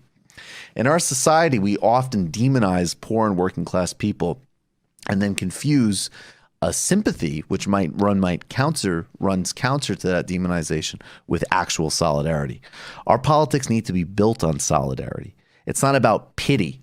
In Buddhism, there's actually a brilliant teaching on what's called the near enemies. And these are desirable states that are confused with undesirable states. So as an example, one is equanimity with indifference. Dealing with crisis and seeing things in life and in the world and dealing with it with some measure of equanimity is great. Having indifference to it is not. Some people confuse that. And they also talk specifically about confusing compassion with pity. Pity is separating yourself from the action. It's fundamentally condescending. It's fundamental distinction making. It is not, we're actually in this together in, as an example, a shared class struggle against the capital class. I really love that. Yeah, it's vintage Michael, Well, who else does that too? Yeah, who else does that? We go from Adam Smith to Buddhism, and then after that we go to Lula, and then end with Gramsci. Yeah, right? It's no such a great gallery of thought that it was so. Yeah, he was so inspiring to work with. David, thank Yeah. you for, taking the time to come on here and share your experiences and your love for Michael. Keep up the great work, because, you and Matt were a huge part of that show. And I hope that you guys are motivated and encouraged to keep going, because you bring your own talents to the table. And, this shouldn't take away from that. Thank you. Love to you all. All right. So we have lots of people for the show today. So why don't we move on to our next guest? We have Dustin Guastella on. Dustin, thank you for joining us. Hey, everybody. Thanks for having me. I'm sure you're all familiar with Dustin. He's done lots of work for Jacobin, but for those of you who might be tuning in for the first time, he's the director of operations for Teamsters Local 623 in Philadelphia. I know that you collaborated quite a bit with Michael, so I wanted to give you some space and an opportunity to, share your memories with him.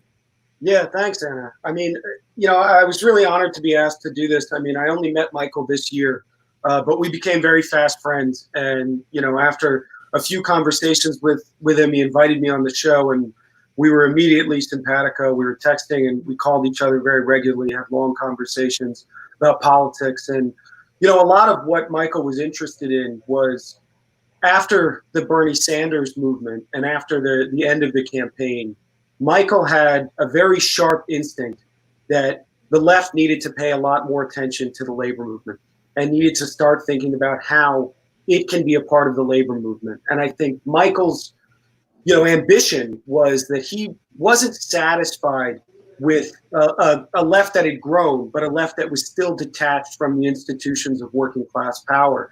And, obviously he and I were great lovers of Lula. We often gushed on the phone late at night about how much we loved Lula, and we would kiss our little pictures of Lula together. But that love for Lula was about the fact that Lula really represented, as other people have said, this immense political project of combining a socialist ideology with a real movement of working people. And that was what Michael wanted to do, and that was what he wanted to make his life's work. And I think, I really think what Michael wanted in the last conversations I had with him before he passed away was for his audience to look like a Teamster Union Hall. For every time he had a live show, he wanted the people in the audience to look just like the labor movement, to be a very diverse crowd of working class people, Black, white, Latino, non-college educated, college educated, groups of people that all are working together to build a world that actually works for working people. And before I met Michael, I was actually, very skeptical of the possibility of left-wing media, especially YouTube and all this kind of stuff, reaching ordinary working people, because a lot of the language and a lot of the cultural sort of affect of the progressive and socialist left is very foreign to much of working class life in this country. But I believe when I met Michael, I believe this guy can do it. This guy is the one guy that I think can really break through and get a really quite radical message into the union halls across this country and broadcast into the living rooms of many ordinary working people in this country. And there are two reasons why I think he was able to do that, why I think he would have been able to be huge, in that realm. The first was, as everybody said so far, his thinking was incredibly clear, and his ability to broadcast was incredibly clear. He was able to take complex ideas and spell them out and work through them in a very accessible way, and in a way that brought you along with the conversation and got you where he wanted you to be. Very few people have that skill, and he had that skill in spades. But the second reason why Michael was able to do it was because he could bust balls. And anybody knows that to be a good organizer and to be able to really reach people, you have to be able to bust balls. And Michael could bust balls better than anybody. I mean, everybody's heard his impressions of very famous people, but I think it was either Matt or David mentioned, like, his impressions of his friends. That was where it got you. If he was on the phone with you and he was talking about a conversation he had with somebody else, and then the impression he would do of that person would leave you in stitches. You couldn't get up. And that kind of just pure charisma and pure just infectious ability to draw you in, that was the skill that I believe, truly, yeah, Bhaskar said it before, but this guy was incredible in his ability to draw people in and to bring people together.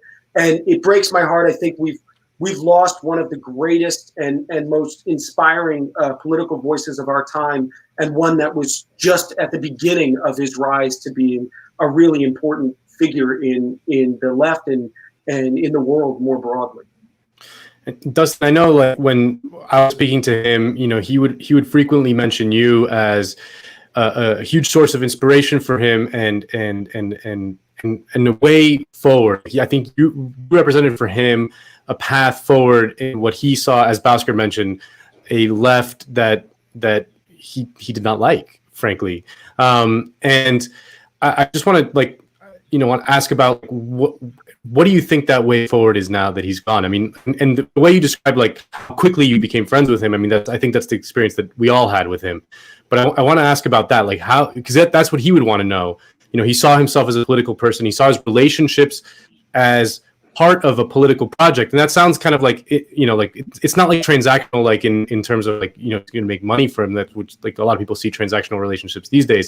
He saw his relationships as political. So, like, I want to ask, like, how do you see that going forward? I mean, for me, and I think, one of the things that Michael and I talked a lot about was the rebuilding of the labor movement and the combining of the labor movement with what has happened electorally recently with this wave of progressive insurgents.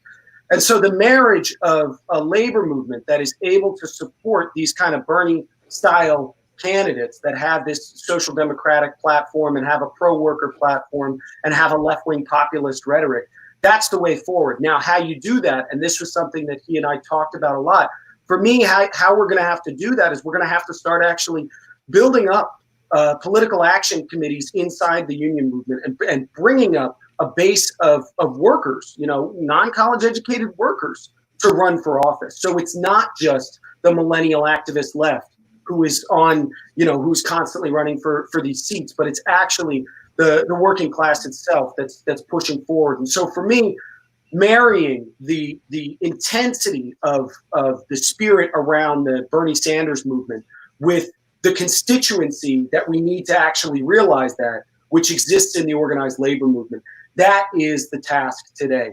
And, ironically, unlike Michael's own career, this is a task that's going to take a much slower curve, take a much longer time to do. And I think, Michael was somebody that, his career looked like this, where it was like the sky was the limit. But for us, I think we're going to have to do the long, slow work of kind of building that constituency over time and developing the kind of leaders that we need to see, such that we can actually build a working class movement in this country. And Michael was very aware of that. I mean, he studied Lula very, very closely and learned how long it took for this uneducated guy to become, one of the world's most important leaders, and one of the only people in history to do that in a democracy.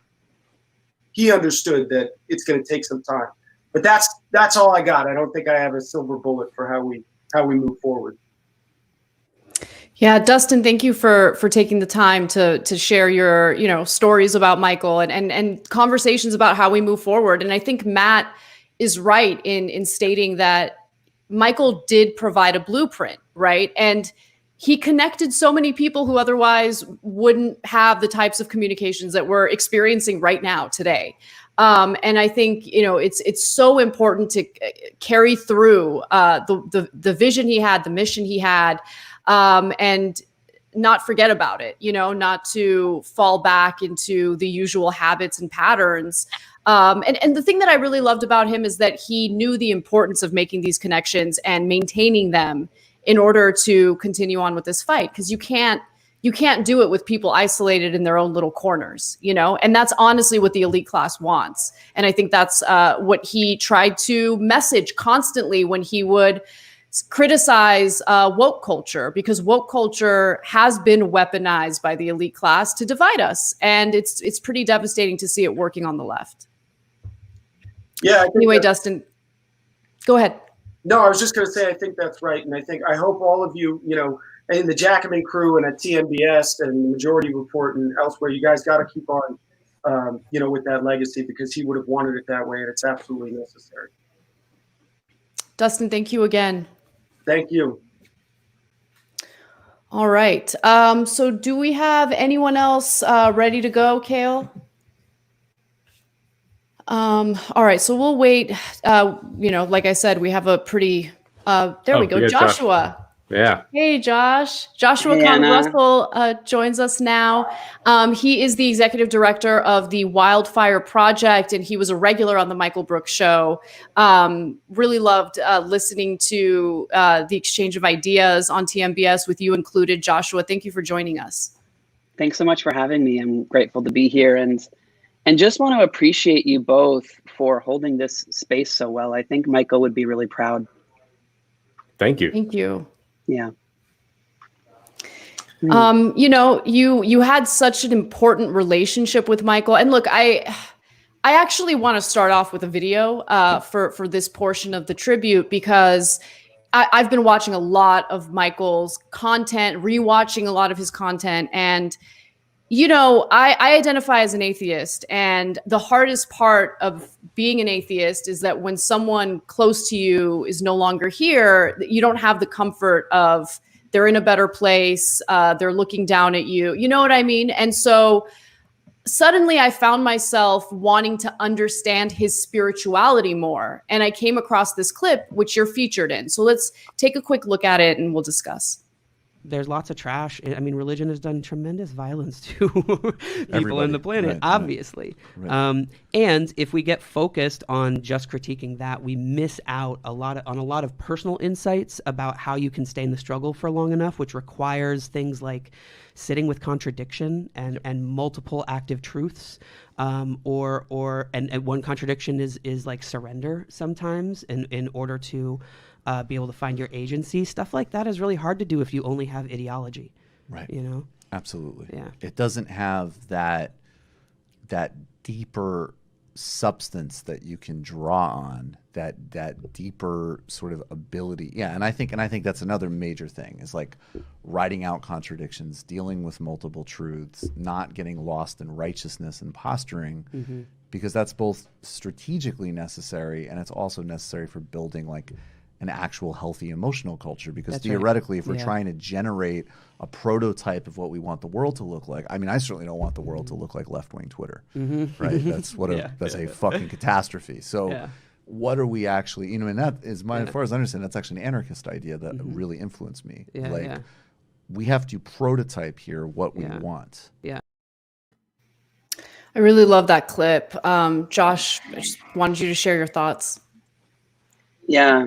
Thank you for that. My relationship with Michael was fundamentally spiritual, which is, I think, why we got in so deep with each other so quickly. And I'm also glad that in the last year or so, he got comfortable with using that word on his show. He had some ambivalence about it because it turns a lot of people off. And Michael and I often spoke about what a tragic gift it was to live through this tremendous and chaotic historical moment. And one of my heroes, Grace Lee Boggs, would often ask activists to look at, she would ask the question, what time is it on the world's clock? And Michael knew what time it was. We're living in a great transition of our whole species, and ecologically speaking, and Michael and I were supposed to do our next show on it last weekend. We were just mapping it out. We want to cover spirituality, vision, and transition. And the upheavals of this period that we're living through now offer me a context to understand Michael's death. Michael was a person of context.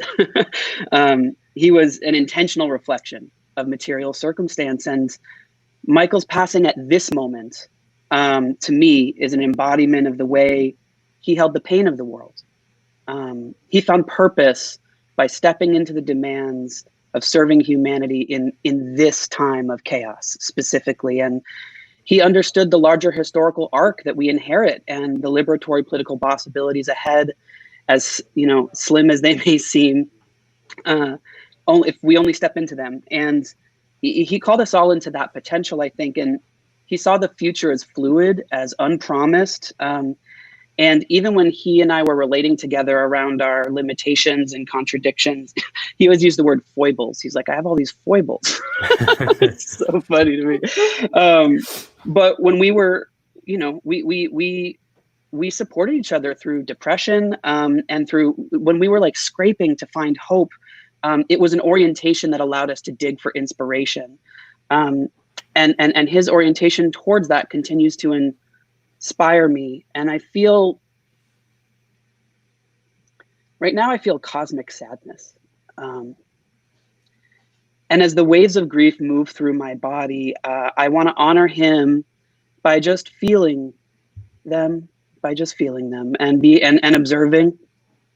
And one of the things I kept challenging Michael about was to just get out of his head. He was so cerebral, and it drove me crazy because I was like that for most of my life. As like a hard-nosed movement strategist, I was always analyzing everything all the time, and I could see how that also, that mode, his sort of on-fire brain all the time, brought him suffering too. It's the contradiction of that kind of brilliance, you know? And so I would push him to get out of his head and into his actual emotional body.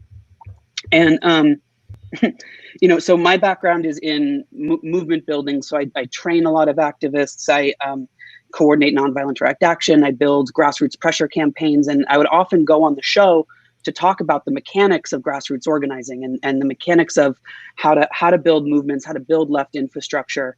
And that's what I at first thought he wanted me on the show for. And so, you know, I brought all these kind of pop ed organizing lessons and stuff. And in the last week, it's just been amazing and humbling to get hundreds and hundreds of messages from people who were impacted by our segments together. And none of them talked about that stuff. They all talked about our talks on spirituality. And, you know, I think I'm learning just now that for a lot of his audience, it was a breath of fresh air. In a way that I think in my movement space, I maybe take for granted. And I loved how Michael never let me take it for granted. You know, one thread of my relationship with him was the constant grappling with the way that we live in a time of tremendous social judgment that is categorical and deeply unseeing. And there's a violence to it, and it's not just because it does the ruling class's job for them, which it does, but it's also rooted in a disconnection from self, and it masquerades as politics, and it dresses up in left analysis, and that kind of individualistic moral policing is just a reflection of the pain of alienation. And so we would talk about how the answer to that was not just having a sharper analysis, but that seeing the nuance within is required to be able to feel the immensity of the contradictions of this historical moment. And that's where the path forward is. You know, it's in the material universalist project of building a society that cares for the needs of all, but that the inner work is required to do the external work. And he's challenging me to do that right now in his passing. You know, grief moves through the body, and so I'm trying to remember to breathe, feel my lungs. I'm trying to remember to drink water. I'm trying to remember to stretch, to move the energy through, and to feel my body. And, you know, Michael and I had a musical connection too, especially through our shared love of Jamaican music. And when I first met him, I was like, this guy's so hungry to get out of his head. He doesn't even know how cerebral he is. And I could tell he was ready to cultivate a deeper attunement to spirit, but in like a no BS kind of way. And so I tried to I was like, maybe music is a way in, you know, because music is one of the languages of spirit. And so I remember when he first had me on the show, it was like a patrons only like organizing lesson thing, and I sent him as a thank you gift a Diplomats LP. It was Diplomatic Immunity 2, and it was, you know, I was like, I'll send him a hip hop record to ingratiate myself. And you know, I knew he didn't have a record player, but I was like, you can put it on your wall. And then over time, I started to just send him records as gifts, and we would send each other little gifts all the time. And I knew it worked out when he went out of his way to display them in the background when he was doing live streams at home. And the first time he came over to my house in California, we had like a boys' night slumber party listening to vinyl all night. And that was when it was in the context of listening to this music that we started to have our first conversations about spirit. And I was like, oh, okay, you're here for this. You're ready for this. And years later, this year, I mean, when COVID started, I was on the main show. It was like I think it was a quarantine show in the very beginning of the pandemic. And in the post game, he asked me if I had a music recommendation. And I shared this record from this South African punk band from the 70s called National Wake. And they were a multiracial band that was literally illegal under apartheid. And it became the first in a music segment that we would do that was meant to uplift people while they might be depressed and at home during quarantine. And we also used it as a vehicle to tell social movement history. So we talked about these international movements that gave rise to the music. But the real purpose of it was to touch people's hearts. And I guess it was also a pretext for me to just start coming on the show weekly. But this week for my grieving process, I've been listening to that music a lot. And movement songs, social movement songs, I believe are a form of praise music. We get together in the streets and in our meetings and in our workshops, and we sing to call each other into vision, and we sing to process our trauma of doing this work. There's a lot of trauma that comes from trying to change the world, and song brings us into both that the exaltation and joy, as well as processing our pain, which is why the social movements that are so successful, I think historically, have a connection to song. And in my organization that I run, the Wildfire Project, we sing in every workshop. And I'd love to share a song that's been lifting me up this week. It's from the South African student movement. It's recent, which is a movement that Michael admired, that they sang a lot. And it's actually, the song itself is like a remix of a bunch of songs. You may recognize lines from it, but it tells the story of growing up with parents as workers and then becoming a radical. And I want to just invite the audience to try to listen with your body, if that makes sense, to open yourself up to letting this song move some of the grieving of processing Michael's death through that contradiction of, it's like a celebration song. And that's part of how grief works is through celebration. Let me tell you about the story of my life.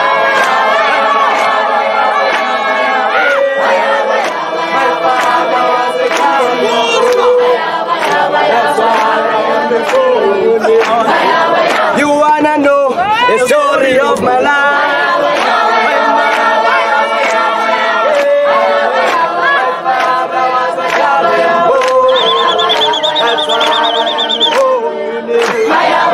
Baba ninga bantu, Baba ninga.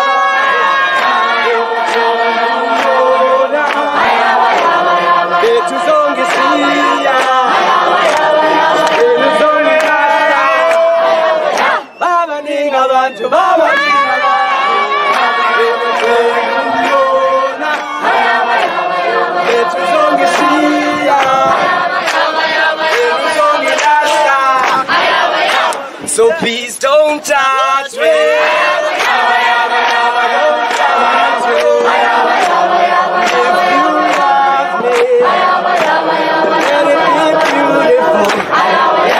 So please don't judge me.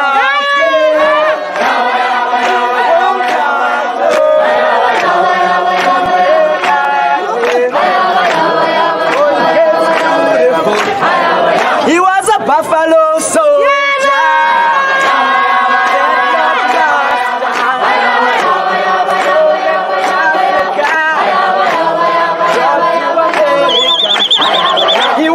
Buffalo Soldier. It's a really good song. Yeah, if that didn't touch some way, I don't understand how that would be possible. That was unbelievably moving. Thank you for letting me share it for him. Can I share one other thought about Michael? I don't know how much time we have. Of course. Of course. Michael was so human and so flawed, but one thing that just stood out to me about him was his integrity.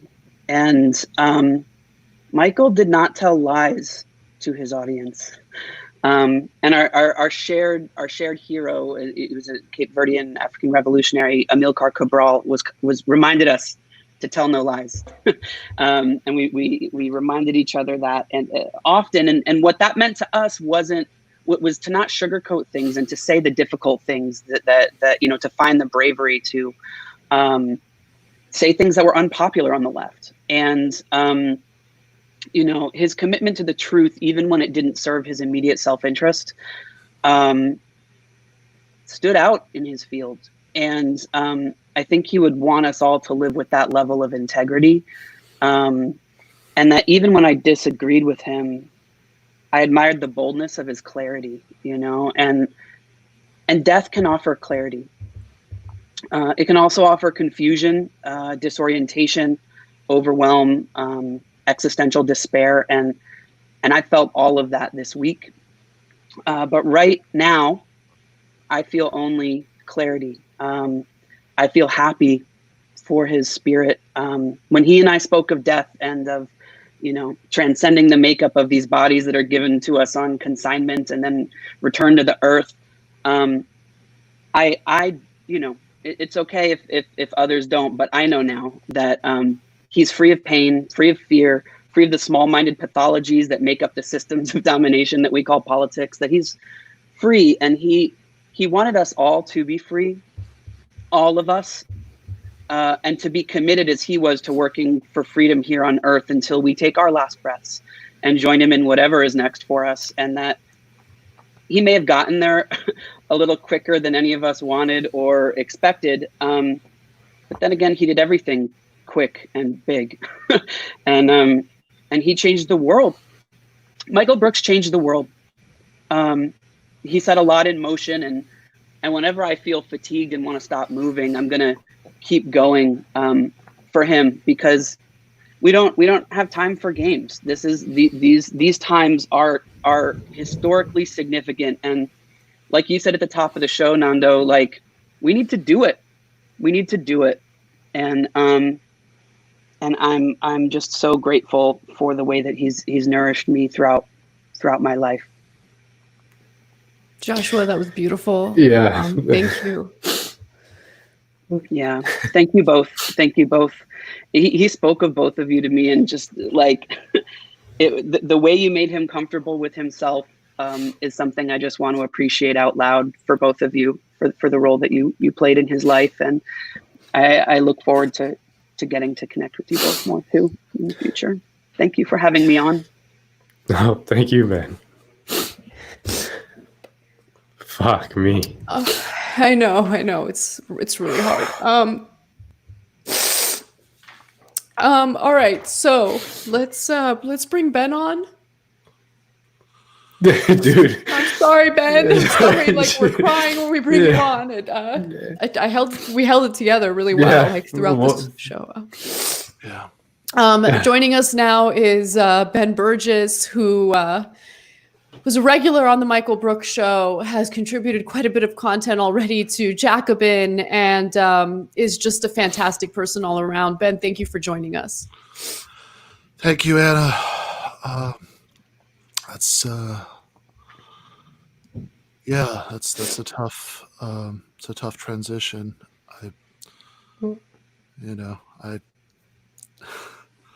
I really, I've talked to Joshua a couple times the last week, and this is not something we ever got into, but I will say I really wish I could believe what he believes and what Michael believed, because I do think that he's just gone, and that's awful. Yeah. Yeah, it's hard. It's hard. It's the hardest thing to accept. And throughout the week there would be these moments where you'd be in disbelief, right? And we're creatures of habit. And I found myself reading something in the news and immediately picking up my phone to text him to, hear him riff on it or, dunk on someone, whatever it is. We had that kind of relationship and that realization multiple times over the week that he's not there, you're not going to hear from him. Yeah. Last night, at the end of the night while I was walking the dog for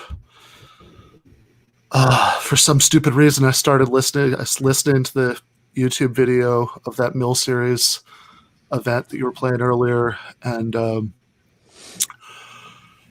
he was answering these, sometimes fairly annoying kind of college Democrat kinds of questions. Yeah.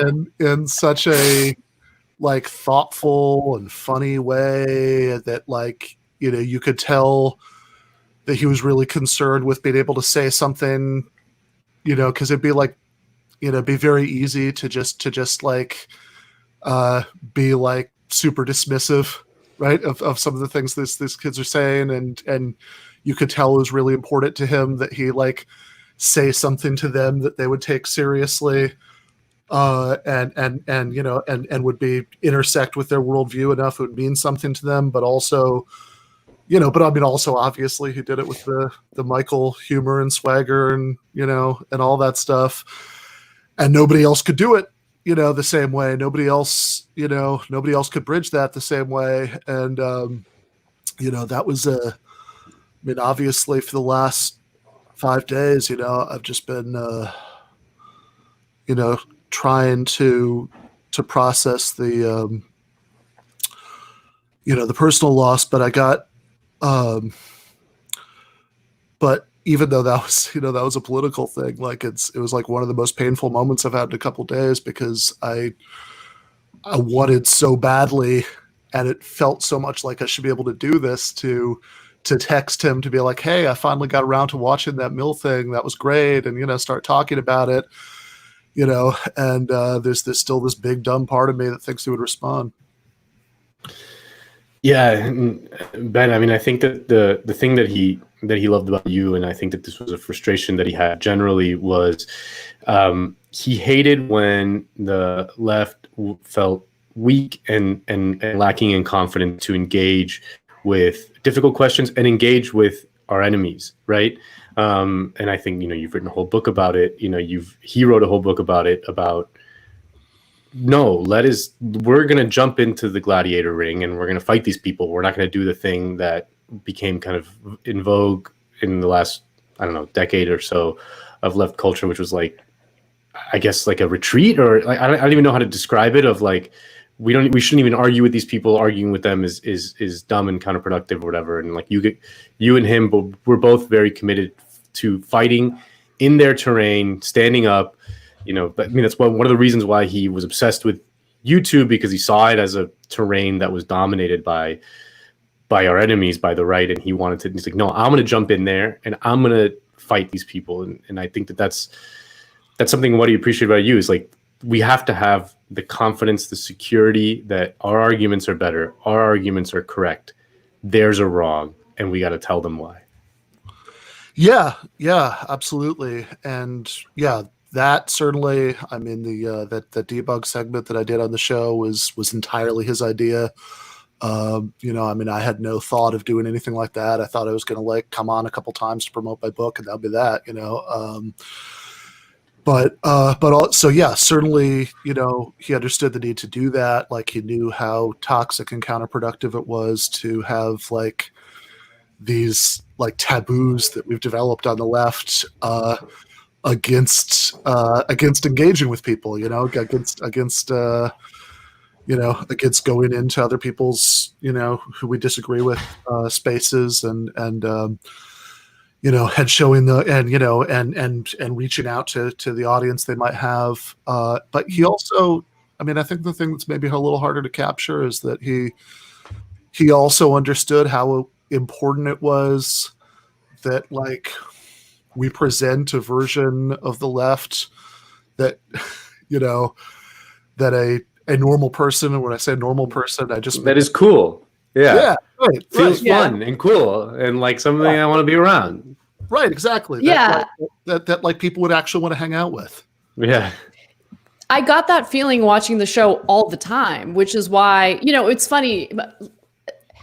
Doing what we do for work, there are days when I'll tell my partner after I'm done with the show, I need to clear my head. I'm going for a walk. And he's like, are you going to listen to the Michael Brooks show? Because he doesn't understand how that clears your head. But I would, because it felt like I was having a conversation with really good friends who got it, who really understood. And even though oftentimes the subject matter was serious or intense, it was one of the places where I would find, it was like a refuge almost, because it felt like, oh, I'm not alone. These people not only get it politically, but also they're non-judgmental. They're people I'd want to hang out with, right? And I love that. And Ben, I don't know how you feel about this. I loved your debunk segments, and I hope you keep doing them, because that's a very Anna segment for sure. It's so good. One of my favorite debunk segments was when you guys talked about this myth of education, lifting people out of poverty, and it challenged my beliefs, really, because I bought into that myth for a long time. And so I'm just so grateful for the work that you've done alongside Michael, the work that you've done, on your own as well. I'm endlessly grateful that he's introduced me to so many wonderful thinkers.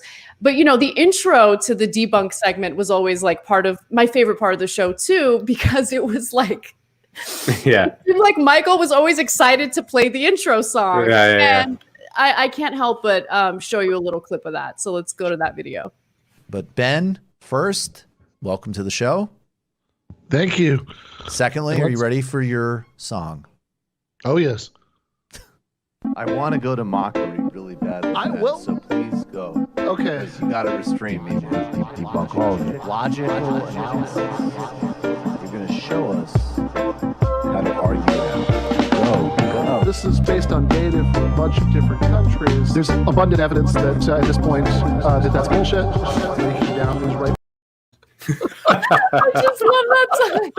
Abundant evidence that's directly bullshit. Yeah, logic. There's so much. Just watch it. Okay, first of all, the fact that for the first 50 of those segments, he used this random picture that I think Matt had gotten off my Facebook of me just lying on the couch with my dog on me, and a couple times I was trying to. You really want to use that? But yeah. But then, and then the way that I think by then, I was just sort of. I tried to just roll with it, and sort of not give any energy to his talking with me about the song, Yeah. No, let's do it, Yeah. And you can see in the clip, that little thing where it's he sees what I'm doing, but he's still just amusing the shit out of himself with it anyway. He just does a little snort and then, and then he plays it. It was so good. It was so good. But that was always followed by such an important discussion on, just long held beliefs that people have on issues. And, sometimes it would be on something super serious. Sometimes you guys would unpack one of the debates that you've had, like a debate that you had with Gavin McInnes, for instance. And I just loved it. I thought it was such a great part of the show, and it introduced the audience to so many important thinkers who otherwise, I know you're in academia. I think otherwise most people wouldn't hear about. And it's just such a gift to know you. And to hear from you. And I, again, hope you keep doing the debunk segments. They're so good. Thank you. Yeah. That Gavin McGinnis one, I think you could definitely see something of the way that knowing Michael so well in the last couple of years kind of rubbed off on me, because like for like 10 minutes, all I did was like sort of ask Gavin, like, obvious. So really, you think that if we could, like, when we get a vaccine, if we just do it at market prices, like as many lives will be saved that way, and people would really just self lock down, in a libertarian utopia or whatever. He just kind of, he's got to ramble, but I was like keeping like a real straight face about it, and then like at the end, like he bit that bullet about how like no government intervention, it'd be, the pandemic wouldn't be any worse, there wouldn't be any more people who would die. And like, I just couldn't help it. I just lost it and started laughing. And then he called me something I probably shouldn't repeat on YouTube, and ended the conversation. But I guess one other thought, I really, I like that you brought up that debunk segment about education, because it's something I've thought about a lot in the last 5 days, and I tried to capture in the remembrance I wrote for Jacobin, came out today, is even though he did obviously understand that's a myth, that can't work, that you can't solve economic inequality with education, and he certainly, saw through all of the, Horatio Alger nonsense, but he also kind of had this totally unashamed and unconflicted way of valuing, just personal excellence and trying to live up to your potential, that a lot of people on the left would be squeamish about, because we would, because we associate it with right wingers kind of trying to like weaponize that to like blame poor people for poverty, or we associate it with, the Horatio Alger stuff.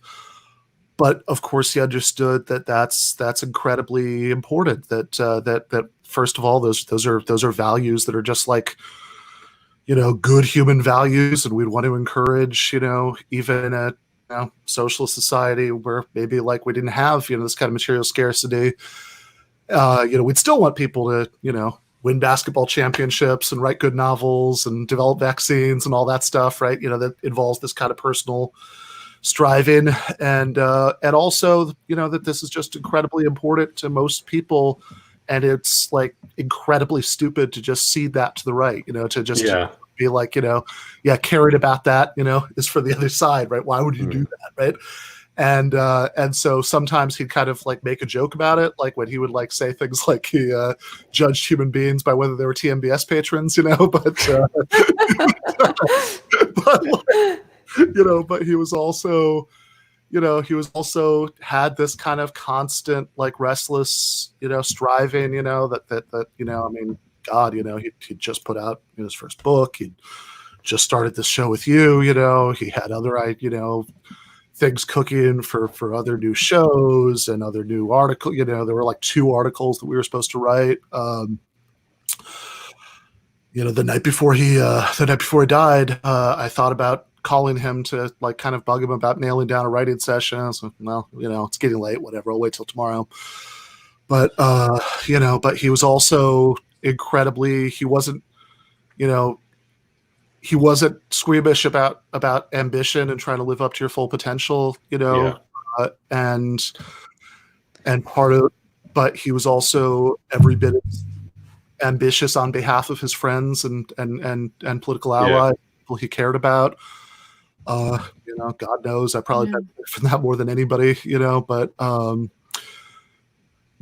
so it's just, I mean, and certainly I think about myself before I knew him, and I, and like I would like 2017, right? I would maybe like get it together to like write an article for Counterpunch once every 4 months, the last 2 years, being able to get so close to Michael, it's like there were some certain times I was over at his apartment and we'd like work on some writing project all day, and I'd crash at his couch, and we'd start up out in the morning, and then like I remember there was one of the last times I was over there, we weren't working on anything at that point. So like, but I just like the habit was so ingrained that like, I got up in the morning, I just took out my laptop and I started working on something, cause he had that, by personal encouragement, by the power of his example, like by just like his whole like presence, he really encouraged everybody to be like that. And I think some of that,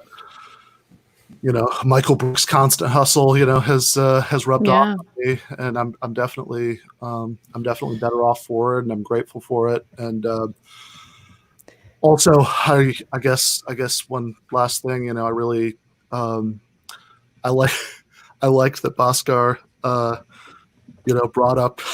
brought up Michael's hater side earlier. Oh yeah. And then just like, oh yeah. It was one of the most charming parts about him.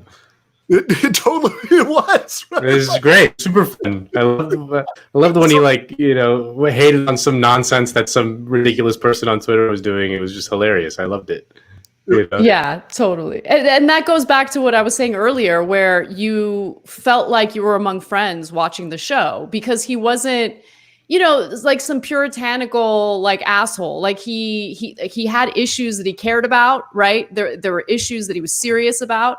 And then he would weave in the imitations. He would weave in some of the funny stuff. He would send you text messages dunking on someone, and you'd see that human side of him. In fact, there's one more video that we're going to play while you're on with us, Ben.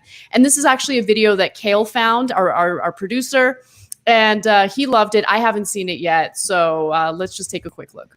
Anyways, the point of the debate, Destiny did a great job. Astrology is really bad. Shut up. Don't bring that nerd shit to my show. So, unless in the way we like it. He's bad. Shut up. Whatever. I will.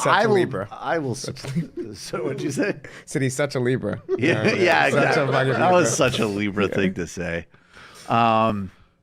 Or whatever sign says. Yeah, I just don't think my personal branding can survive me sitting here listening to stuff about astrology and not saying anything. Well, no, it's all right. I mean, look, even if you don't believe in it, it believes in you. Get that nerd shit out of here. By the way, I'm also a Libra, and as such, we're the same. We're kindred spirits. Yeah, we're basically the same person. Yeah.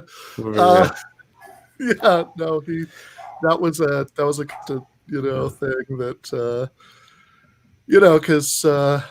because he would tease me because I mean, obviously, I've never had any time for that kind of capital N, capital A, new atheism where you think there's like there's like some sort of moral or political imperative to get everybody to think what you think, but I'm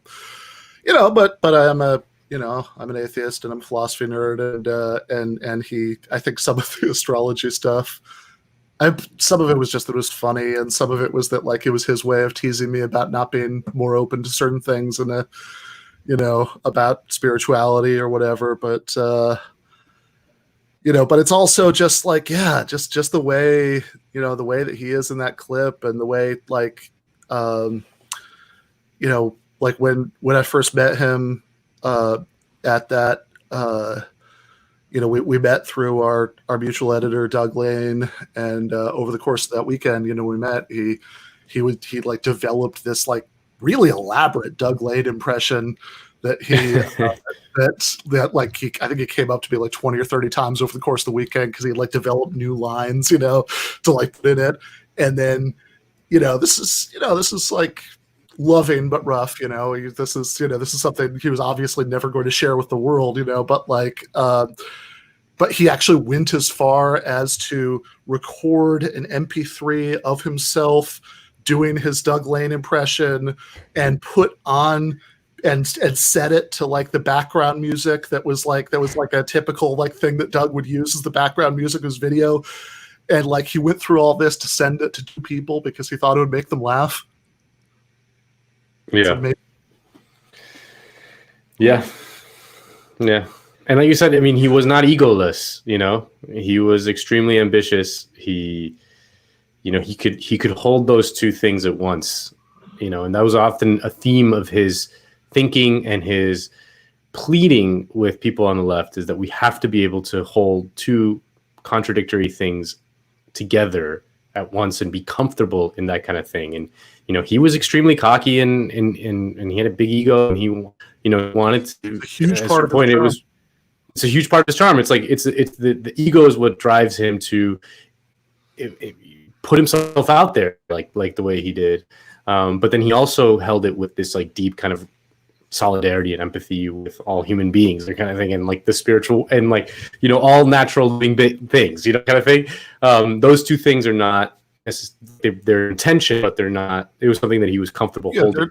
They're tension, but they're not inconsistent with each other. And right. in his hands, you know, there was a you know, like, you know, it all fit together because you know, he was incredibly ambitious on behalf of himself. He was incredibly ambitious on behalf of his friends. He you know, he did you know, I mean, God knows how many people told me in the last week that he would, you know, he would talk me up to them, and it always obviously kind of hurts, you know, to hear now. But he, you know, but he was also, it all obviously served this political project, you know, that was important to him, and I think, you know, he didn't, you know, he wanted to live up to every bit of his potential, and that wasn't in conflict for him, you know, with fighting for a society where everybody, you know, nobody was stopped by poverty or powerlessness or economic inequality, you know, from living up to you know, to their potential. And it's just such a, you know, I mean, it just connects back to what we were talking about at the beginning, you know, about how this is, you know, he wanted to present this appealing version of the left, you know, something that normal people, by which I mean just people who don't obsess about politics all day, every day, you know, like we all do, you know, would you know, would find appealing, would want to hang out with, you know, that like, because most people really admire that kind of quality, you know, that sort of constant striving, you know, it's incredibly appealing. And, you know, and I guess I think I already said one last thing, you know, a couple of times, but for real, you know, since I do think it's important to me, certainly, that you know, because he did die so unexpectedly and so young. You know, like I saw a bunch of news reports that said he was 37 because they just subtracted 1983 from 2020. But, you know, his birthday wasn't until next month. And he was a Leo. Yeah, that's right. And, you know, and he was just starting to, you know, hit a stride in so many ways. And he was so, you know, he was so widely loved. So somebody who all those things are true of is in great danger of being turned into this like two-dimensional saint after they die, which I really don't want to do because I'd just much prefer to, you know, keep the memory of the human being alive. So something that that I was remembering this week that always makes me laugh when I think about it, you know, that's very unsaintly, is after, you know, when I was living in New Jersey at the time, you know, and so every, you know, whenever I would take the train into New York, I meet him in Brooklyn, and we'd have dinner. You know, did it, you know, a few times a month, and he always recommended this one particular Italian restaurant to meet at, you know, and after we'd been doing this for like a couple months, you know, when I started like, you know, staying over at his place, I realized that this restaurant that he always recommended, and he was always a few minutes late too. Right, you know, like Michael was very often, you know, late. This restaurant he always recommended that he was always a few minutes late to was literally next door to the building that he lived in. You're like going across, state lines. You're crossing state lines, and he's going down, you know, down to the street. That's too funny. It's such a, you know, Michael Brooks power move, but And I'm really, one very small thing, out of many, many, many regrets about things we can't do now, by the way, Nando, I really want to say, is that a few weeks ago when I was texting him about coming on Dead Pundit Society, talk about his book, and we were kind of joking around about him being burned out about certain things about politics, and so I told him, what would actually be really funny is when you first come on, if we just for like 20 minutes with no explanation, we just talked about The Sopranos instead of talking about what we're supposed to be talking about, and then he like immediately like texted back. He's like, actually, not only let's do that, but let's just start doing like a bonus episode once a month to talk about The Sopranos, and I know you're going to be a big part of that. Yeah. And since that was like 50% of our non-political conversations were Sopranos conversations, so we'll always and Mike and I met because of the Dead Pundits. This is before you joined the show, but Adam had me on to talk about Spain when the crisis in Catalonia was happening, and Michael saw it and he DM'd me. He's like, "Hey man, I have my own show." And I was reading back the DMs now because I had already been in media, and he was like for a while, and he was starting off. So it was like very like, "Hey, I hope you like my show. Like, check out you can check out some episodes." And I'm like, yeah, I'll check them out. I'll go on your show. Like, that's you know what I mean? But that's how we met. We met through because he just saw me on Dead Pundits or heard me on Dead Pundits and liked the interview and reached out on Twitter. And I sent the screenshots to Adam the other day and to let him know that maybe he didn't realize it. And I didn't even remember. I didn't remember exactly like how we met. I just knew that he asked me on his show, but I didn't realize it was. I went back and looked at it. And it was because of Dead Pundits. Yeah, and I mean, I know Adam. Even though he would sometimes express publicly, right?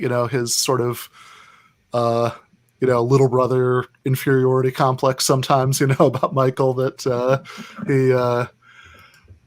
but yeah, I mean, he did that, right? And he also introduced Michael to Adolf Reed, who was probably the biggest single intellectual influence on him, in the last year of his life. So, definitely points for that. But yeah, I don't know. I was just thinking about, what he said about ego, and I was thinking about the time when back in February, I guess, when there was that last live show that the Sunday, at the end of that weekend, when Michael finally met, my wife Jennifer, that the three of us and Michael's girlfriend Theodora got together for lunch, and just the way that Jen made some comment about, it's like every time every time like Ben's like on fucking YouTube, it's like always like he's always either listening to Bernie Sanders or listening to you.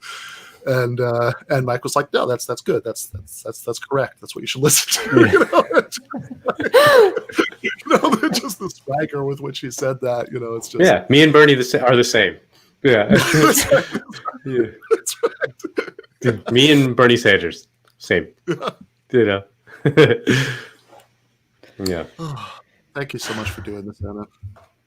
Yeah, Ben, thank you for coming on. And, it feels good to connect with people who get it and felt the deep connection to Michael and his work and, the importance of what he was doing. So thank you for coming on, and keep in touch. Always.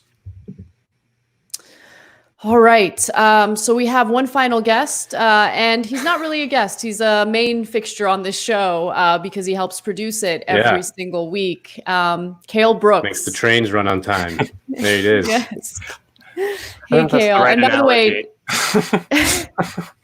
and even though they share the same last name, they're not related. But Cale, it's been such a pleasure working with you so far, and you're just such a great person, and you wanted to share some thoughts on Michael as well. So please go ahead. Yeah, thank you. And thank you both for marathoning today's show. That, it's been a horrible week.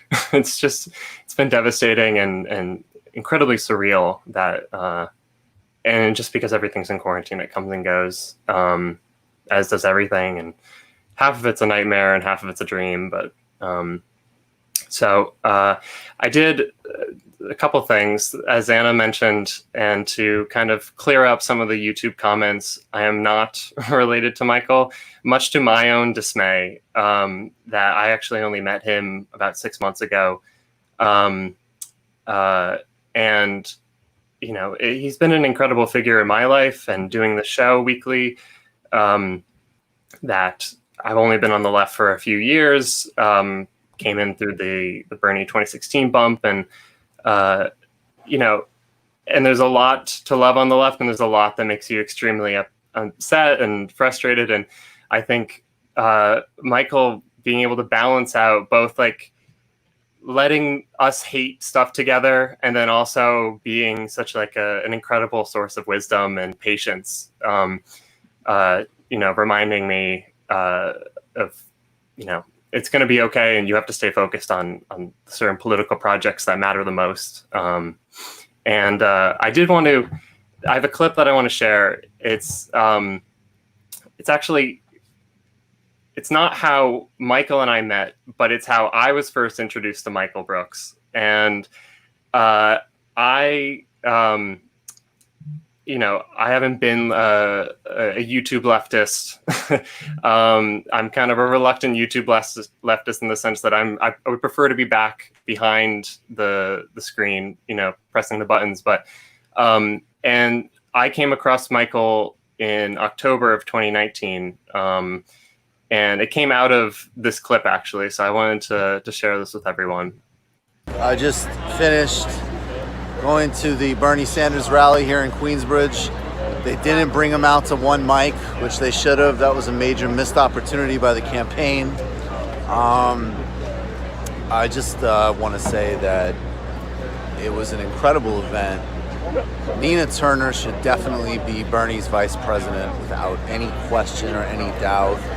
I think that AOC gave a great, really, really perfect synthesis in her case for him. He is going to win.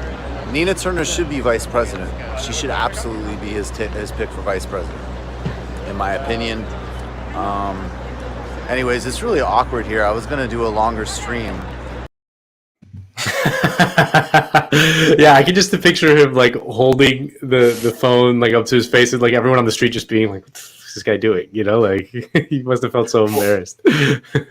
Well, so I'm with my friends, and they're like, "That's Michael Brooks over there," and I'm like, "I don't know who that is." so like afterwards, went home and like found that video, and then started watching his other videos. And I think it was around the same time that Michael was like getting into Adolf Reed and was recommending everyone read Class Notes. And Adolf is another massive source of inspiration politically and intellectually for me. And so it was one of these things where it's like, wait, there's a leftist on YouTube who's talking about Adolf Reed. This isn't supposed to happen. That like he was and like in is talking to a popular audience. That it's not like some like extremely niche like sectarian thing. Like it's like he was able to synthesize like Marxism and socialism and kind of the political tradition of the left so brilliantly with just kind of the format and the presentation of like popular political education. So much so that I really think I think we lost the best public political educator of our moment right now. And, you know, he possessed a kindness and a sincerity and a passion that not just the left, but really everyone should strive to have. And it's a loss for us who knew him. It's a loss for the left. It's a loss for people who believe in a project of popularizing socialism and Marxism, and and a world that is by and for working people. I wanted to, if you guys don't mind, there was one more clip of him talking about Adolf that I wanted to make sure that Adolf was a part of this stream in some way. So I'm going to play that, and then we can talk about it. As Adolph Reed Jr. said to me once, he said, what organization in America, I'm switching to another group of importance in terms of rights. He said, what organization in America represents more transgender people than any other group in the country? Does anybody know? The AFL-CIO. What did you say? Oh, no. Well, okay. No, good, all good. I didn't know it, but it's the AFL-CIO. Who has more concentrations of black woman power and representation than any other groups in the country? Labor unions. If you implemented Bernie Sanders' agenda, which is not, yes, it is a class-oriented material agenda, and good, we need that. That would still represent the greatest racial transfer of wealth in this country since Reconstruction, because we actually all know that these things are manifest, of course, along racial lines. That's another reason that this woke stuff is so disgusting. It teaches Mike Bloomberg to say, I recognize my privilege. Okay, great, awesome. Can I keep my money? It's bullshit. And I think that there are people in the media class who are totally, look, they're wealthy. Great, let's all sit around and check each other's privilege and come up with new discourses and new ways to terrorize people and control people. Let's have pogroms on each other because you said the wrong thing or you did a mistake. You gotta get rid of all of that shit. I love that clip. I love that clip because it's, you know, and it's wrong that it's so taboo on the left. And I don't understand it. Like, I remember having a discussion with Michael, you were a part of it, Nando, over text, where, you know, Adolph Reed was rejected.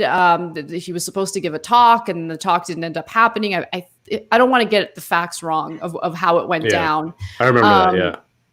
Yeah, and I just remember like being befuddled at the controversy.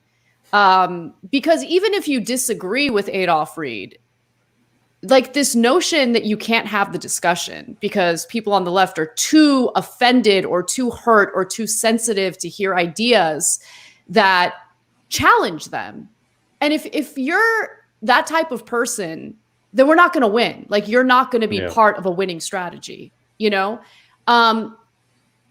I'm sorry, like this has been frustrating to me for a long time because it's not just about the Adolph Reed stuff, but it's about people positioning themselves as weak.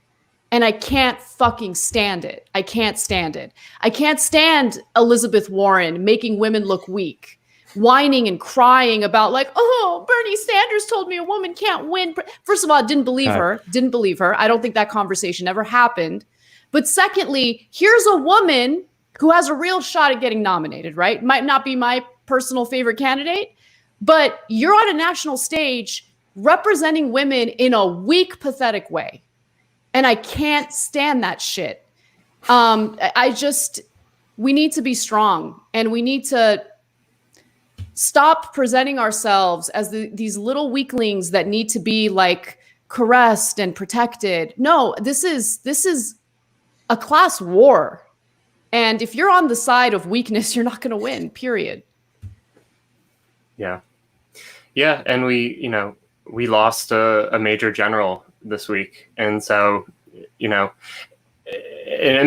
amidst lots of grief, one thing I will say is that there was a feeling that came over me a couple days ago that I need to be so much better at what I'm doing, that I need to be working on the projects that I'm doing through Jacobin and elsewhere, because, we now have a responsibility to carry on the output that Michael can't now.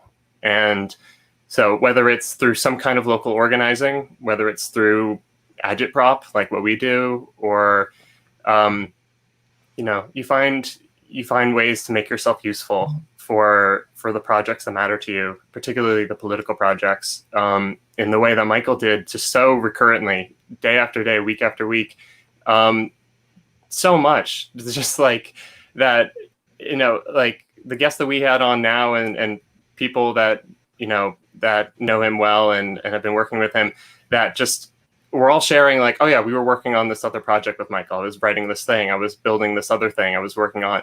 Like, he was doing so much and holding up so much for the left right now.